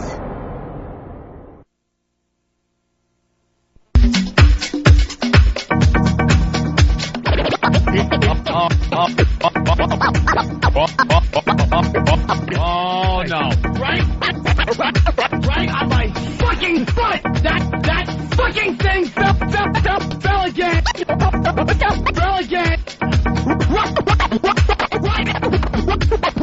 Right on my fucking foot. Fucking foot.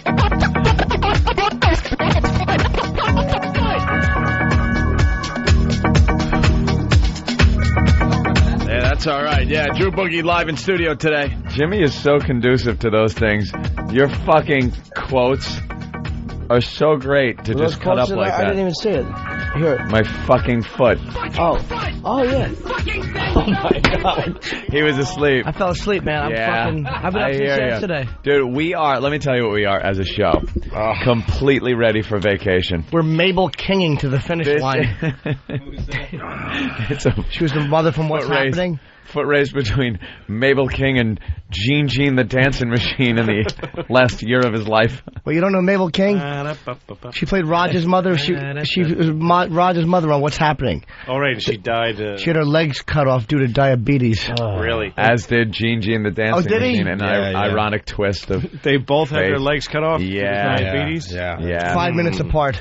Oh, that grape soda. It's a shame. Let's say hi to... I guess there's some controversy still over that party on Saturday. Mafia Life Chris wants in. All right. Hey, Chris, what's up? Hey, what's going on, guys? It was great seeing you at the party, man. Hey. Yeah, there's a big Ron and Fez Christmas party on Saturday. We all went and had a great time. Oh, cool. So I opened a door, though, and saw a man blowing a guy in a bunny suit. Wow. Hell of a party. Great party. Yes. The place is fucking packed, man. You know? Real quick, if you don't mind, I'm sorry to bring the show down if I do, but fucking... What's going to bring the show down? I just want to say that was pretty fucked up that Master Paul put his hands on French bread pizza. You're trying to get past that line to go say hello to Ronnie. Yeah. And, I don't know, he must have buckled under pressure or something, but he's, like, grabbing on, like, making the girl cry, you know? I just want to say fuck you. This is so important. Wait, what happened? Mafia Life Chris, that he had to do it on the Ron and Fez show yesterday, and then a little recap on today's show. Apparently, there was some confusion as to if there was and where there was a VIP section at the Ron and Fez the .net party. And... there was a small VIP section, and then a bigger section that wasn't VIP. I was sitting in the non-VIP section, but a lot of people thought it was a VIP man section. of the people, are you? I like. Nice. I love the fans. I love the. I wanted to fucking punch people because here's the dilemma with that: being in a section that was perceived as a VIP section, but not really, kept the normal people out because they thought it was VIP, but the drunks didn't care. They'll just stagger right up. So you're limiting yourself to only talking to drunken, babbling people who, if you don't keep eye contact and listen to every babbling, fucking spit-filled word that they're saying, you're the fucking asshole. Did anyone babble at you? Everyone babbled at me. And then there was a guy next to me with a joint hanging out of his mouth, yelling at Eastside Dave, fuck you, and then he turns to me to have a conversation about how long he's been listening and how the show was better back at NEW and things like that. So I was just like, and then I saw there's like 2 knives on the table. So I was like, you know, Poe's standing right there. I was like, Poe, could you maybe just get those knives off the table or something? And he took them off the table. And he wasn't working security that night, but there was a couple of instances where I was just too fucking tired to either get into a fight or, you know, have a problem with some people. Right. And if Poe's right there, I'll use him, you know, to maybe have somebody relocated to another table. When the guy asked, did he like the old show better, did you ask him what his jerk-off message board name was? Yeah, exactly. Sure, he wouldn't have told you. Sure, he's in one of those motherfuckers. But he was just like, he had a Band-Aid, one of those big fucking cartoon Band-Aids on his forehead. Like, obviously someone just popped him in the face. He's sitting in a crowded bar with a joint in his mouth. He was an ass. You can't even compare the two shows when it comes down to it. The Poe situation with Mafia Life Chris and Frenchie from, not Frenchie. French Bread Pizza. Yeah, French Bread Pizza. Lovely from a Ron and Fez's show. I don't know what that problem was or is or anything like that. I wasn't involved with that. Well, here's Poe is under stress. Poe is here. Here's Poe in his man in black suit. We're going to ask Master Poe. Gentlemen. That clip-on tie, what's going on here? What's up, Poe? Good morning, gentlemen. How are we? Good. Right. Keep an eye out with that tie. Who am I talking to? Chris from Mafia Life. again. Hey, Chris, how are you? What's you up? just a little louder? Well, so what's the beef? What's the beef, Chris? With me, I don't think he should have put his hands on a girl. That's my only problem, and that's why I did call in for both shows, because I think it's important, for people to know. Oh, it's very important. You can do your job, and but I feel he buckled under pressure. Now, I'll be a character witness here, because I did not see the instance that you are talking about, but I have seen on many occasions Poe in situations with crowds. I have never seen him grab anybody. What I see Poe do is he'll stick his arm out and kind of try to part people and maybe even give a little nudge, not a push or anything, but just kind of, hey, there's someone coming through here kind of a thing. I've never seen him grab anyone, especially not a woman. Well, we saw him grab one person, and oof, that was fun. It was fun to watch. Me too. I never seen him do it. He's always top-notch. He's always been a gentleman. I don't know. Now, again, I didn't see the situation, so I could be talking to my ass. Maybe Poe popped him in the face. Poe, I don't know. Really surprised me. Well, people are turning on you, Chris, because you brought it up 2 days in a row. Didn't you make your point yesterday? That's what people say. People are turning on you. The feedback is not... I thought it should be known. Well, the feedback's not pretty for you right now, because they're like, didn't he make his point yesterday? Well, did Paul respond? They're starting to call you. They're starting to call you Get a Life, Chris. Get a Life, Mafia Life, Chris. Yeah. Get a Life, Chris. Yeah, I mean, what kind of touchy feely was it? Was it an ass grab? Was it a brush? What's the deal? No, his whole hand was wrapped around her wrist like it was a guy. I wouldn't fucking push the issue if it wasn't serious. Anybody that knows me. It was. No one cares. I know she was upset. Back in the Mad Dog Show, we got Mafia Life Chris on the phone. What's your question, Chris? Well, Poe seemed to. Nah, Mr. Poe, I've never seen him do anything like that there, Mikey. What do you think? Are you this upset because she's your chick or what? Yeah, she's my girlfriend. If you're upset, I gotta say something. I could see that. Girl, right. I could see a man standing up for his girl like that. She's your girlfriend? He should have done it there when Poe was there. Why didn't you say that from the radio station like some kind of... Why didn't you say that in the beginning? I don't know, because then maybe people wouldn't turn on you if you stated that from the beginning there. My apologies. I'm a little nervous being on air in the first place. Why, you should be a seasoned veteran from yesterday's show. All right. Yeah, maybe. The party was awesome, really. And all right. Anything else you want to say to Poe? Well, Paul, what was the explanation? Paul may have an explanation here. All right, first of all... after all that, Poe goes, I was trying to fuck her. What's the problem? She was approaching, and I just wanted to hurt her, gentlemen. I felt, gentlemen, that she needed me to insert. Gentlemen, I thought it was F.H. Riley. Okay, guys, you're killing me here. All right. Yeah. All right, I was there. I was by myself. I was taking care of a very big crowd, and I was requested by management, by the one that was coordinating the Ron and Fez party, to do certain things. One is to clear out an area. The vicinity. Yeah, exactly. All right, and I did the best I could. I was by myself. Set up a perimeter. Sometimes rape is a useful tool. It will clear an area if you're raping up people in a row. It sends a message. And it's sometimes you have to yank a girl's arm out by the socket to use it as a weapon. I had to sacrifice one to keep everyone else safe. I know how to use the pussy lips as nunchucks. Squeeze one titty to keep the other in line. It seemed as though that Frenchie got, she was in a line of fire because there was a lot of people that I had to tell them to get up Innocent and move. victims. And all I was doing... Collateral damage. Yeah. All I was doing was trying to clear out the area, and it was very difficult. prejudice. Come on, guys. Besides the fact there were some security issues that I had to take care of. There was a guy Press that and kick. Oh, Friendly fire. She was standing in front of the free grub. Well, all right, guys. Can I talk now? Yeah, of course. Yes. Yeah, I appreciate it. Yeah, I guess. All right. Cleavage.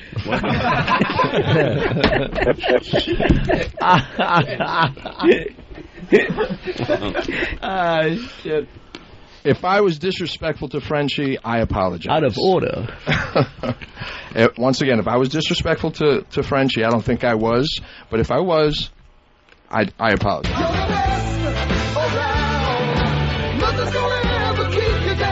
What do I do, Sensei? Grab that bitch by the arm and swing her around, throw her on the floor, and slip one in her ass. Sweep the leg. A ponytail's a liability. They simply used an ass drag move on her. All right. One time, Mr. Miyagi fixed my leg, and I came on his knuckles. All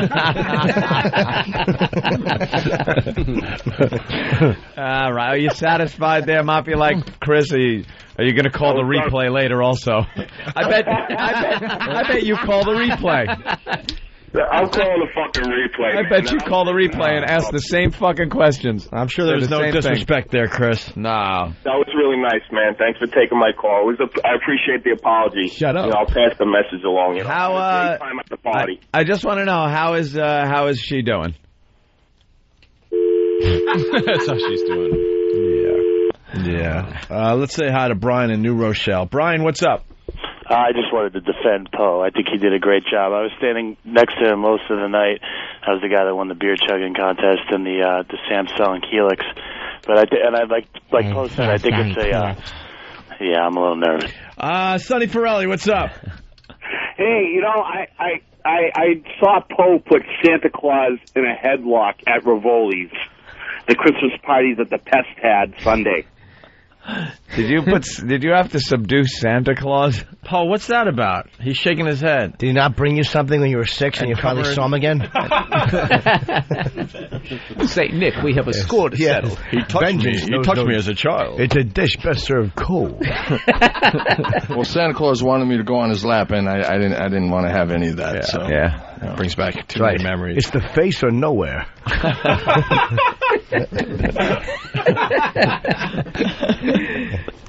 Tell the old St. Nick to kick his ass. So you put him in a headlock? Put him in a headlock. He even took his wig off. What's wrong with you? It's Santa Claus. He was wigless? Jesus, poor guy. I felt festive. That big belt buckle poses a threat. 9/11 security risk. All right, thanks, Sonny. Is this your last phone call for today, hopefully? All right, let's say hi to Lady Di. Lady Di. How you doing, guys? Hi. Happy holidays from me, Marion. Is it really? So, how is your son spending his holidays? I'm going to see him. Where is he spending it? He's going to be my dad's house. What are you asking about my son for? Well, because it is Christmas. There. What did you get your son for Christmas? Yeah, what everybody wants to know. I'm going to get him a gift certificate for Christmas. For how much? For how much and for what? I don't know, maybe about $50, something like that at Modell's. $50 Modell's gift certificate for the love of your life, son. What? He's a huge Giants fan. I'm probably going to do that. Yeah. He's a Giants fan. Good. He can be a fan of his mother. Yeah, and her liver. So that'll get him one of those imitation Giants jerseys. Spell with a J. Yeah. Hey, wait, hold on a second. That's a coincidence because Big Blue is what you'll be when you're dead. Excuse me. Hey, Di, you know what I want you to do for Christmas? I want you to put up Christmas lights with your grandson while he goes and gets the kitchen knife. You guys did a great job at the homeless shopping spree. Marion and I were there. Yeah, I want to thank you for blowing all the bums for us. That was very nice. Yeah. No, you guys did really. Jesus. Let's go to Hollywood. Joel.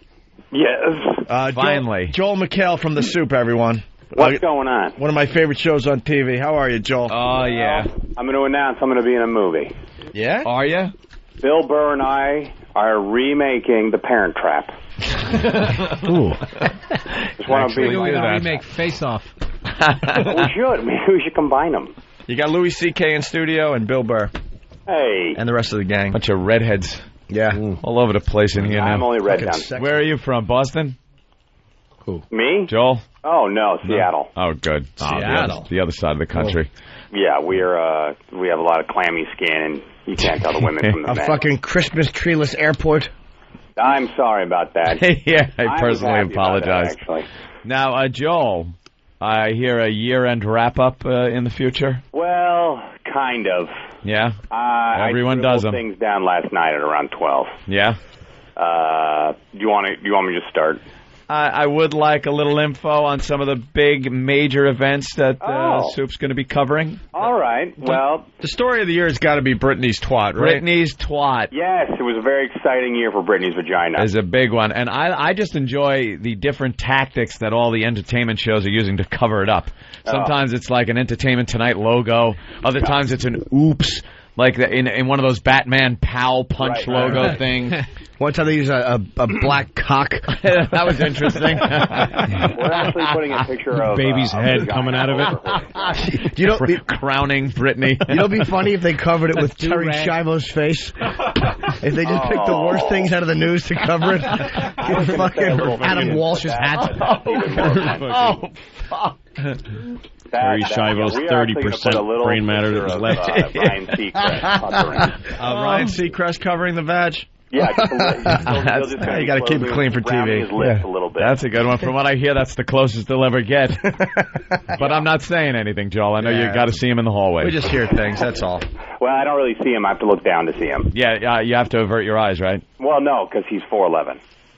Oh, right. Okay. Well, yes, I do have to avert my eyes. Of course, there's a mandate. I hear that was something. Just if he was going to work on E, it was going to be nobody. Yes. Nobody. We had to clear the hallways. No eye contact. We had to go through his people just to ask him things. Yeah, it's got to be. Who is that? Bitch. Seacrest. No, I made up Seacrest a lot of out. Seacrest out. Seacrest. Ugh. He left? No. No. Well, yeah, he did leave with a lot of money, and he's coming back in 3 weeks. Oh, he must make like the entire budget for your show, right? Talented guy. Oh, he makes. I'm not joking. 7 times our budget. 7 times the entire budget for the Soup. Yeah. He got like a 3-year, $25 million deal. But really, how much could it? What? How much could it be to pay you and keep a green screen from getting creases in it?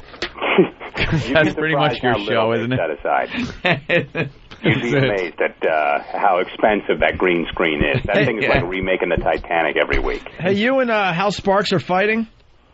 Well, he used to be the host of the Soup, or he gave a quote in the New York Times article. It says, Joel seems to have no problem picking at me, Mr. Sparks said in a telephone interview, but I would remind him that he may be making fun of me now, but at some point in his life, he too will be a former Talk Soup host. Well, he should think about that. Well, how about I would another? Like to remind him that I'm not going to be on Celebrity Paranormal Project. There you go. No, don't talk too fast. How about an Academy Award nominated former host of the Soup? How about that? How about that? Yeah, deal with it. Yeah, I don't know if you've seen some. We would have made fun of him had he not been on Celebrity Paranormal Project. But you had to make fun of him. You guys seen that show? Yeah, it sucked. Gary Busey wandering, like just asking for unsolicited hugs from no-name play. I don't even know who they were. It was great. Jimmy played a good trick, wasn't it, on Hal Sparks? Was it him? Did you really? At Colin's show. Oh, one of the things we used to love to do at Tough Crowd was it's a great gag. It's funny. I would stand in the doorway, and like the regulars, like Patrice and a couple other guys, would be in the green room. So whoever was on that week, I would start asking them a question. I'd be like, "So, what have you been doing? You been going on the road?" And they go, "Well, yeah." And as soon as they start getting a roll, I would slam the door and walk out. So their fucking mid sentence was cut off. Fucking Colbert loved it. Jeff Garland tolerated it. Most people enjoyed it, but Hal. Couldn't take it. He didn't like it. Wow, that might be funny if you know someone. Or just, no, it's funnier if you don't. Of course it is. Of course, so much funnier. If someone asked me a question and I started answering seriously and they slammed the door in my face and were gone, I would be fucking pissing myself laughing. Awesome. If you knew that fucking but see, it's even funnier for other people that he took offense to it. That makes it, for me, funnier. The way it would work it bothered him. As someone was talking, faggot. I'd be standing I don't even know the guy. I just hate him now from just this conversation. Yeah. I'd be standing like fucking arm propped up, and Patrice would be laughing already because he knew where I was. He knew what was and coming. I would keep goading somebody with questions until I got the right roll going. So we were all laughing, and they had no idea. They thought they were telling a great story. And he's just being set up. Oh, is he? I'm in the doorway. That should be a show in itself. Right. The Slam the Door reality show. You can cover it on the soup. Where you fucking I would watch that. That would be a great talk show. And have real guests of weight like Paul Newman, you know. What was it like working on the Sting? Well, I tell you, Slam. Shut up, you old fuck. Shut up. Click. Close the door. And then you could interview like Terry Schiavo's husband. Oh, right. What was the last thing she said to you? And then you think you got him, but that was actually the last thing she said to you. Right. And then we could talk to you right after you slam the door. Yeah. You got to make sure the hinges are oiled because the creaking, he might think she's back. Like, do you think that was a perfect opportunity for the slam right there, or should you have gone in during that abortion story? I'm not sure. Should I The thing with this Hal Sparks guy, though, is being the host of that show, Soup, the whole point of it is making fun of everybody on television. Yeah, if people so then he leaves and wants. There. Yeah, so then he leaves and then doesn't want to be You're on made the other fun of. side of the line. You can't demand respect. Yeah, it's not like we go, all right, today we are going to ream Daniel Day-Lewis. Yeah. You know, he never does anything. I'm getting an idea. The door slam bit during the Chris Hansen pedophile show. Oh, the pedophile just gets up and slams the door in Chris Hansen's face when he's talking to him about sex with underage children. What are you doing here? Huh? That's it. What are you doing here? What are you doing here? Hi, how are you? No, take a seat, take a seat. And they all sit down. Because they're still hard. And it's like, I might still get laid. Might be the last fuck of my life, but I'm going to get it. No, he's like hoping, I hope this guy's leaving because I really want to fuck somebody here. I got to fuck this chick. Was this guy on the internet too? Hi. Dude, me first, all right? Sloppy seconds. You wait in the other room. I don't care. First. I don't care how many fucking cameras are brought, sicko. Did you see that doctor that they caught? He's the only guy I saw who had the brains. The second he saw an adult come walking out, he was just like, "Fuck this, I'm out of here." He ran. And he just started walking. He started walking away, and immediately. All the cops came in, and this dude literally took his glasses off and lifted them above his head. If he was a black guy, he would have got shot 50 times. Yeah, with his glasses. Yeah, he lifted his glasses and he goes, God damn it! And he just threw him down. It was awesome. Do you know what has to go through a man's head at that moment where you walk out of the house, you think maybe you're going to get away, and just get on the ground, and you're like, Jesus. All of a sudden the wife, the kids, work, everything is just raped in prison. And then getting out and having a bumper sticker that says "I fucked a kid" for the rest of your life. Yeah, some kind of. And half the guys were from India, which was really weird. Really? Yeah, there was really. Well, Indian women don't shave their fucking beard. See, Indian pussy, it's fucking awful. So they just don't want on the subway. Grown in the first place. It was well timed though, Lou. I saw a great one the other day. You know, you ever see the ones where they try to catch people? They're trying to hire somebody to kill their spouse. Oh, that's always a good one, and it works all the time. Well, they had this one guy, right? He's trying to hire this dude to kill his wife, and they're going through the whole thing, and they make sure that they got the deal done, and the cops just come flying in, and as they're putting the guy on the ground, he's going, "Just shoot me! It's over! Just kill me!" He's begging for That's death. such entrapment. You can do that with any husband on the planet Earth. Hey, I could kill your wife. Really? That guy already felt the unwanted cock going in his ass. He was, all he was thinking about. Like that whole thing, it's not going to be. Are you going to kill my wife or not? Seriously. yeah, right. The They're cops not are there. going to kill my wife. He doesn't care about the cock in the ass. Officer, it wasn't real. She's not going to die today. Shoot me. Officer, I have some business to tend to here. Can I have a minute, please? Yeah, because all you're thinking is that like the process, from that moment for the rest of your life. It's not like, all right, what is this going to be, 10, 20 minutes and we're through? It's like, from here, the rest of your life is now something completely different than it was 3 seconds ago. You would have a bad reputation if you had committed murder. Right. Yeah. I mean, even over, like, there's that thing like, we wanted to kill his wife, so we hired somebody. But with a pedophile thing, that's it. You leave the country. Yep. That guy was saying, too, he's like, Nelson, you have to make it look like an accident, because if the cops start questioning me, he knew he was going to fold. Yeah. So when they came in, he just completely crumbled. Fold on the questioning. He just been on the floor. Come on, you guys are married. You know what I'm going through. Just shoot me. Okay, just wing her. Yeah. Just shoot her in the side of an arm or something. It never works, and the video and audio tapes are so incriminating. Like, those guys don't even have the couth to maybe use some code words and stuff. It's like, look, I need you to blow this cunt's head off. No, my wife, with a big gun, so the head is completely gone. Okay. With this money, I want to give to you. That I'm paying you right now. And my name is. Actually, here's the gun I'd like you If there's to any use. mistake, it's not. Yeah. Can you imagine seeing a videotape of your Alan wife? Funt and Fanny Flagg can bust him. It's so obvious. And now she's gonna visit him every fucking week and just Yeah. It's gonna have me killed. Hey, how's it going? Still then here. Then you see them in their prison skivvies, and they've been clearly beaten down. Not maybe literally beaten, but they're so demoralized when they're before the judge.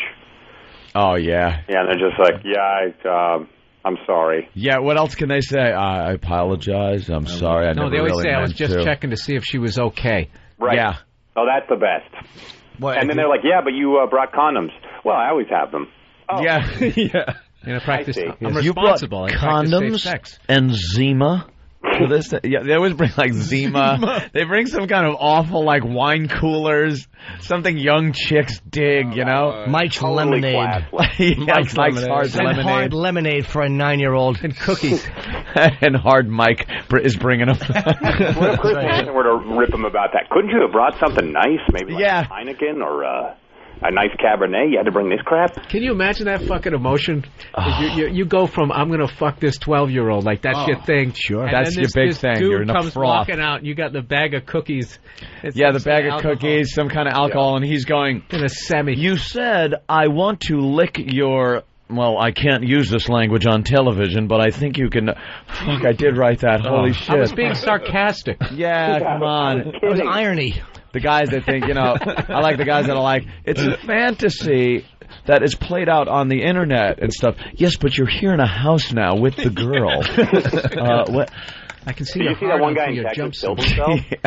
Huh? That one guy in Texas killed himself? Yeah, they had a guy that killed himself. Prosecutor, right? Yeah, he was Good. a prosecutor. They went right to his house, and then they got the door open, and then he was standing there with a gun to his head, and that was that. Yeah, and then I guess one of them finally got convicted. The rabbi. Mm-hmm. He got convicted and got. That's right. That story was. Yeah, very you would recently. think now with pedophiles, they must be so scared that if you show up at a house and the girl goes, just make yourself at home, you would. Yeah, but nothing. I'm gonna go get something. You make yourself at home. Nothing brings down a boner. There's nothing. If you got a heart on, he's not. Nothing's gonna. The boner is in firm control. There's got to be a thing now. The second if she takes you out back near the pool, fuck that, get out of there. Yeah, you see the guy by the pool, and they're sitting down at that little bar by the pool, and she goes, "Let me just get my bathing suit on," and he's just.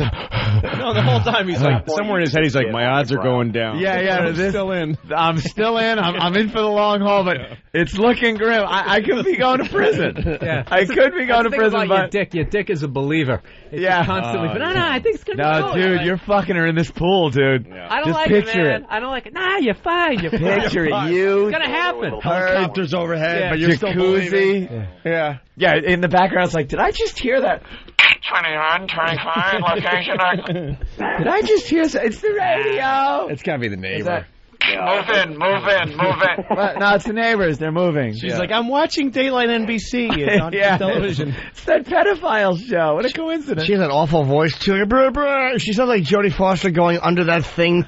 Remember, she goes under the fucking garage door. Can you just let him know here? Sir. If anything. And there was even that one guy who was like, were you gonna have sex with that 13-year-old? He's like, well, if she looked like that, I was probably going to. Yeah, the guys that fess up I couldn't to it. believe she was 13. Did you? And he's like, no, she's 18. Yeah. I think pedophilia must be so fun. To be worth all of that, to be worth the risk and the punishment, it must be awesome. Yeah. Just looking at what people go through to get it must be like the greatest thing. I don't think it can't be just like a mild. That was all right. It must be awesome. It's the most guilty feeling I have watching that show. For some reason, even though these guys are pedophiles, I want the host to get punched. Oh, yeah. Smarmy. He's just smarmy, very smarmy. There is that tension. Well, like you think, what are you doing he's here? going to get attacked at some point. What are you doing? Yeah, he walks out. That guy's spending all his time talking to... There's something fucked up about that guy. Yeah. I think he's jerking off. It's turned into a series that just doesn't end. It was it was a one thing on one of these news stories, expose things, and it got such high ratings that they keep doing it over and over again. Probably out of pedophiles. They're probably just Yes. actors shipping them in. Yeah. They're actually plumbers. Yeah, come on and fix my sink. And then some 12-year-old goes, hey, buddy, how you doing? You want to come? All right. What are you doing here? I see you brought a toolbox with you. What were you going to do with that monkey wrench? Fixers. I was the sink. Said it was leaking. A leaky sink. Leaky sink. A likely story. From the phone call, you said you were going to fix her pipes. What does that mean? I was going to fix her pipes. The union plumber. Yeah. All right, let's get Joel that sounds out. like you've just combined To Catch a Predator and Extreme Makeover. Well, a few different Right. shows there, sure. Why not? That would be great. They build a house for the 13-year-old girl they're using to entrap them with. And then arrest all the construction workers. I like it. Except for Ty Pennington. He'll just be screaming, and they'll just hit him with a dart. Drag him away. Joe, what's the big plug? We got to... Yeah. Oh, we have not only one, but 2 year-end specials, everybody. Wouldn't fit in one show. It's not fitting in one show. I said I want to get paid twice. Nice. We have one show that's like the best 20 clips of the year.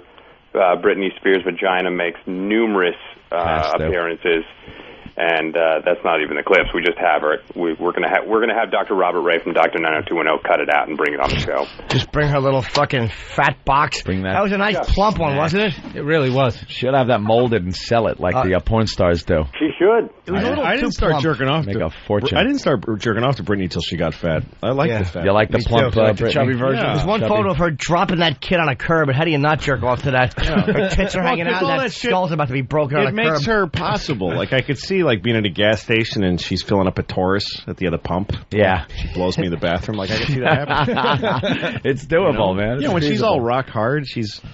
Yeah, out of your league. Yeah, she's at Sky Bar. Yeah. It's not happening. No. Oh, just think about all the leather burns her poor little vagina got during all that clubbing without any underwear on. Oh boy. On The the couch seats, is just the seat as of she the moved off the couch. sliding out of the Escalade. That's why it was hairless. Yeah. Yeah, exactly. She never shaved. It just got rubbed off. Her pussy looked like Hal Holbrook's mouth. That's actually what they say in the salons here. Give me the whole. Hal Holbrook. Oh. I know we have one more special the week after Christmas or something, and that one is like the top stories of the year, of course. Of course, got to do the wrap up. Vagina, and my guess is, I don't know, this Tom Cruise guy will make it in there. Lindsay Lohan. Yes, her liver will make it in. Yeah. And her strangely 40-year-old lungs, voice, and skin will make it as well. And how about Nicole Richie and the weight loss? I'm very alarmed. I love how on her license it said 100 pounds, and of course, just like many vain women, she had to tell the officer she weighed 85. Yeah, because she's not that fat. No, it's like, I'm 85. That's like a sixth grader driving a SUV. I read a description of her that was perfect, and I never heard it for like anorexic girls. A sack full of antlers. You never heard that? No, it's so fitting. I heard a guy at a meeting one time say it'd be like making love to a gunny sack full of antlers. He called it a gunny sack. A gunny sack full of antlers. You would get poked by her if you tried to hug her. Oh yeah. Her You elbow see her in that would just go right bikini. through your side. Her hip bones are sticking out. Yeah. Oh, the poor girl. Driving the wrong way on the freeway. I drive every day. Thank you. All right, Joel. All right. How you do that? Happy holidays. Have a great time on Leno, you guys. Oh, thank you, sir. Take We'll it be easy, tuning Joel. in. Nice. All right. Nice. We'll catch you on the soup there, Joel. All right, Thank you. thanks, Soup. Oh, Check it out. Oh. I think you got him a little bit. Yeah, let's go to Tony Rivoli. Tony. Merry Rivoli's. Christmas, gentlemen. Yes, Tom's River. What's up? Merry Christmas, gentlemen. Thank you, sir. I want to thank you for the plugs you've given me through the year. It's a great restaurant. Also, on your way down to see the great Jimmy Norton at Borgata on New Year's Eve, you gentlemen have an open invitation to come into the restaurant. Put you in the back room. Nobody will bother you guys. what time's it open till? It's right off the highway, right? But yeah, it's like 10 miles off the parkway. We might just have to do that. Unless you have about 200 poker tables in your restaurant, I'm beelining it to Atlantic City. Let's stop on the way to Atlantic City. Yeah, I really, I love the place. The food is second to none. The hookers and gambling can wait. Yeah, I really got to get down and play some cards. And food, I can get 10 seconds from my house. All right, Tony. Could you bring a plate to the Parkway rest area and the car can slow down and we'll just take it into the window? Thank meet you. At the exit. You take it to go. All right. See you, buddy. Okay, gentlemen. Have a great holiday. Do a great job on Leno. And thanks for everything, Thank Tony. you, sir. It's Big A. Big A. Oh, no. Hello? Big A. He's probably already started to talk. Yeah, he has. Yes, Big A. Hi, Opie. Hi, Anthony. Hi, Big A. I just want to wish everybody a Merry Christmas, Happy Holidays. Thank you, you blathering mountain. Thanks a lot, Jimmy. Always. So what are you doing for Christmas, Big A? I'll probably just be working tonight and celebrate Hanukkah. I'll probably be working. Oh, Hanukkah. I'm sorry, Yeah, you Jew. he's got the Hanukkah thing. What are you doing for Hanukkah? Family? Yes. You're a cantor, right? Yeah, I'll be over family's house. My family's house, yes. He used his tongue to put the menorah out at the end of the night. All right, Big A. Goodbye, Andrew. I'm just teasing. Everyone. Happy holidays, man. All right. Holidays. All Bye, right. buddy. Let's go to Frenchie. I do really like Frenchie. Big A. I have to say that so he doesn't put his... Happy holidays. All right, go ahead. You talk while I was talking. There's no reason for me to finish. I mean, you're French and you kill on the show. Go right ahead. Happy holidays. Shut up, It's your turn. you baldy fuck. How you doing, man? Better now. Happy holidays. I just want to say great party last night.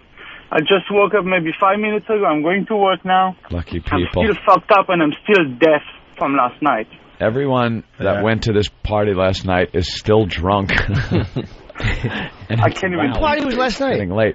There was some kind of party that was at some bar. I can't even tell you where it was. It was a live band karaoke. That's pretty cool. So people like choose from songs, get up with a live band and sing. Karaoke with the band. Oh. And to get drunk for. it was just, you got to get drunk for it.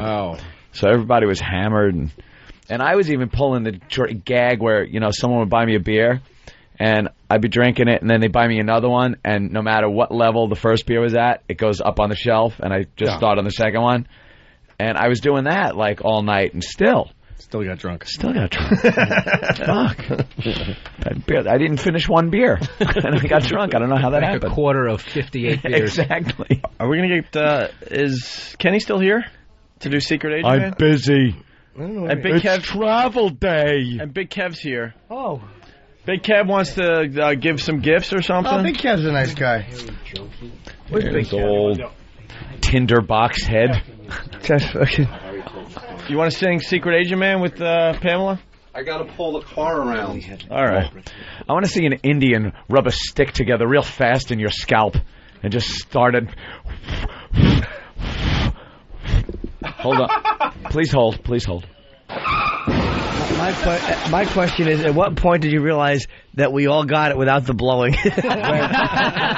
When you looked at me with that laugh that isn't laughing at the joke, it's laughing directly at me. That's when I know. I saw your was eyes. one of those that just, it wasn't even like, that's not funny. It was like, what's going on in here? Yeah, what happened? What happened? Anthony's eyes opened as it was going down and went...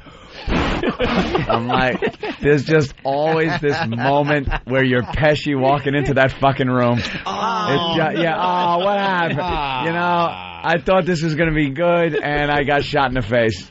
Acted the whole thing out, rubbing the hands. Yeah. Nick DiPaolo described once going to this bar in Boston and picking up girls and telling them there's a big party at my apartment and there's nobody there. And that's the same moment she walks in and sees him and goes, and then she gets hit with a load of cum in the back of the head. Come on to my place. It's a big party. Big Kev, the floor is yours. There What do we he is. have? Here he is. Big Kev. Okay. Good morning, guys. And the mic works. Wow. I brought a couple of Christmas gifts. Christmas gifts because we for are you guys. Holidays, boys. Hey, thank you, sir. Mike Cole. We didn't give Wait, Mike we a gotta wait gift. for Than. We give Mike a Sam. gift. We didn't get no He gift. looks like the Grinch out of costume. I didn't want you to go away for Christmas without having a gift from a fat person, so so I brought a few. All right. Oh, they're wrapped. Oh, too. thank you. Where's my gift? Unwrapping of gifts. That's nice. You pass this to the white man. No gift for you, stupid. Drew got all excited. Oh. Big one, too. There you go. Kiss it. Look at this. It's a 3D Jaws movie poster. Oh, I like that. That's awesome. Finally got a gift for Opie that I think you'll actually appreciate. Yeah, Kurt Cobain, man. Nice. Action figure. Oh, boy. wow. Oh, fucking I want to cool. shot Does it come with the accessories? Yeah. That's just the guitar accessories. No shells, I no got bucket. this Christmas Others brought sold to you by separately. Times Square. This What's is that? a cool shirt, Christmas man. brought to you by Times Square. Jesus. Christmas brought to you by Big Kev's Geek Stuff. No, this is a cool Oh, shirt. right. This is actually the back of a shirt that I already own. This is like they put on the front. So you Yeah, can wear, Black like, Sabbath both of them. T-shirt. Yeah. Nice. Yeah, but no, like I have this on the back already. So you could trick people. But they just put it on the front, but it's good. What? See, now you could trick people. Yeah, they'll think I'm backing up at them. Well, Merry Christmas. Thanks a Thank lot. you. Big Thank Kev. you, Kev. Why don't you give me a That's fucking good. Yankee hat with the NY on the other side of the bill? Why don't you give me a fucking girl with a pussy on her back? Man, you are just taking this for miles. It's great. Miles, I went 3 feet and sputtered out. Thank you, Kev. All right, let's get out of here. I don't want to get out of here. I want to look at gifts. Now it's time to Line of the day, sponsored by BowDogFight.com. Here is the runner-up line of the day. Gold medal I'm doing just that. picturing Jim Yeah. with those fucking those wrestling things that the cover your wrestling ears, things that look like headphones. Yeah. coming all over the mat. Well, no, you come right shooting a through. load. You come right through your old school thigh-high Roman Greco wrestling suit, and they see a big semen stain, and everybody knows what just happened. You made a cumsy. There you go. And finally, the line of the day, sponsored by BowDogFight.com. Check out their website. What's that? Oh, something else? Okay, here is today's line of the day. Here comes the line of the day. Line of the day.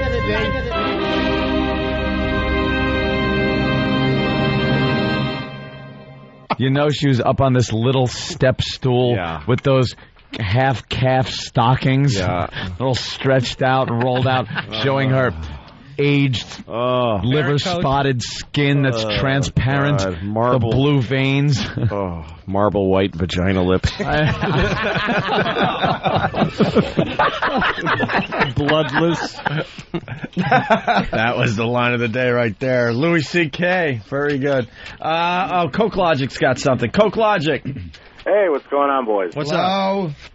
I just want to know who won the video contest. Oh, that's right. $1,000 up for grabs, right? HotMovies.com.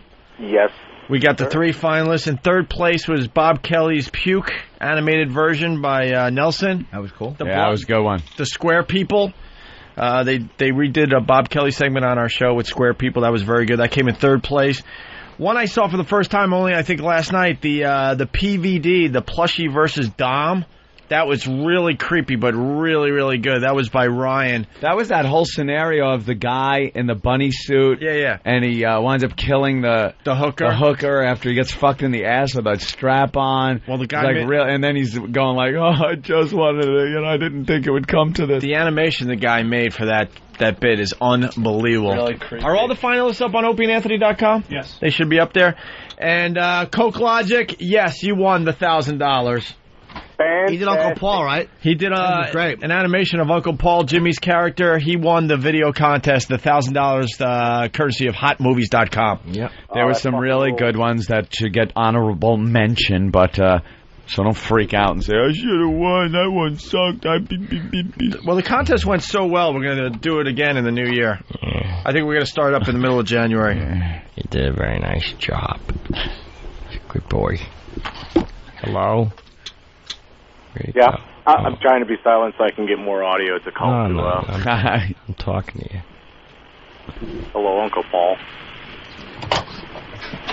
Oh, my God. Let's get out of here. I just wanted to say that you did a good job. Oh, thank you. That means a lot. It's a combo meal. All the videos are up on opieandanthony.com. Coke Logic, thank you so much. Good job, man. Happy holidays. Merry Christmas. Happy Hanukkah. Yes. And that's all I recognize, really. Exactly. I don't know any of the other ones. Go screw. Is that it? Kwanzaa. Plugs. Bill Burr, West Palm Beach. Yeah, good New Year's. 28th through the 31st. MySpace.com/Bill Burr. And Louis C.K.'s at Caroline's January 4th through the 8th. Through the 7th, yeah, or whatever, the 8th, you go there too. Louis C.K. Shameless, HBO special. Yeah. January 13th. Nice. And I'll be blowing some guys outside of this building. Right. Later. Line up outside, orderly fashion. Jimmy Norden. I have the same plugs without the HBO special and Caroline's. Just be at the Borgata. Just the Borgata. New Year's Eve. I'll be joining Jimmy. My friends Open Ant will be there. We'll be celebrating the New Year together. You know, the DVD for Lucky Louie, our show is January 30th. Yes. Oh. I'll be fucking plugging that. Could have a festival. Yep. Yeah. We see them all in one night. Yep. We're selling. Be sold at Tower Records. We got an airplane to catch, so we're out of here. Yes, And we do. Make sure tune in to The Tonight Show with Jay Leno, of course. Thursday night. Thursday night. The 21st, I believe that is, right? What the fuck is that? What is this? This too? Dr. Steve. Oh, Dr. Steve, some more wine. Cool. Nice. All right. Drew, More get us out wine. of here. We'll see you guys Very soon. good. Next year. Later, man. Later. Thank you.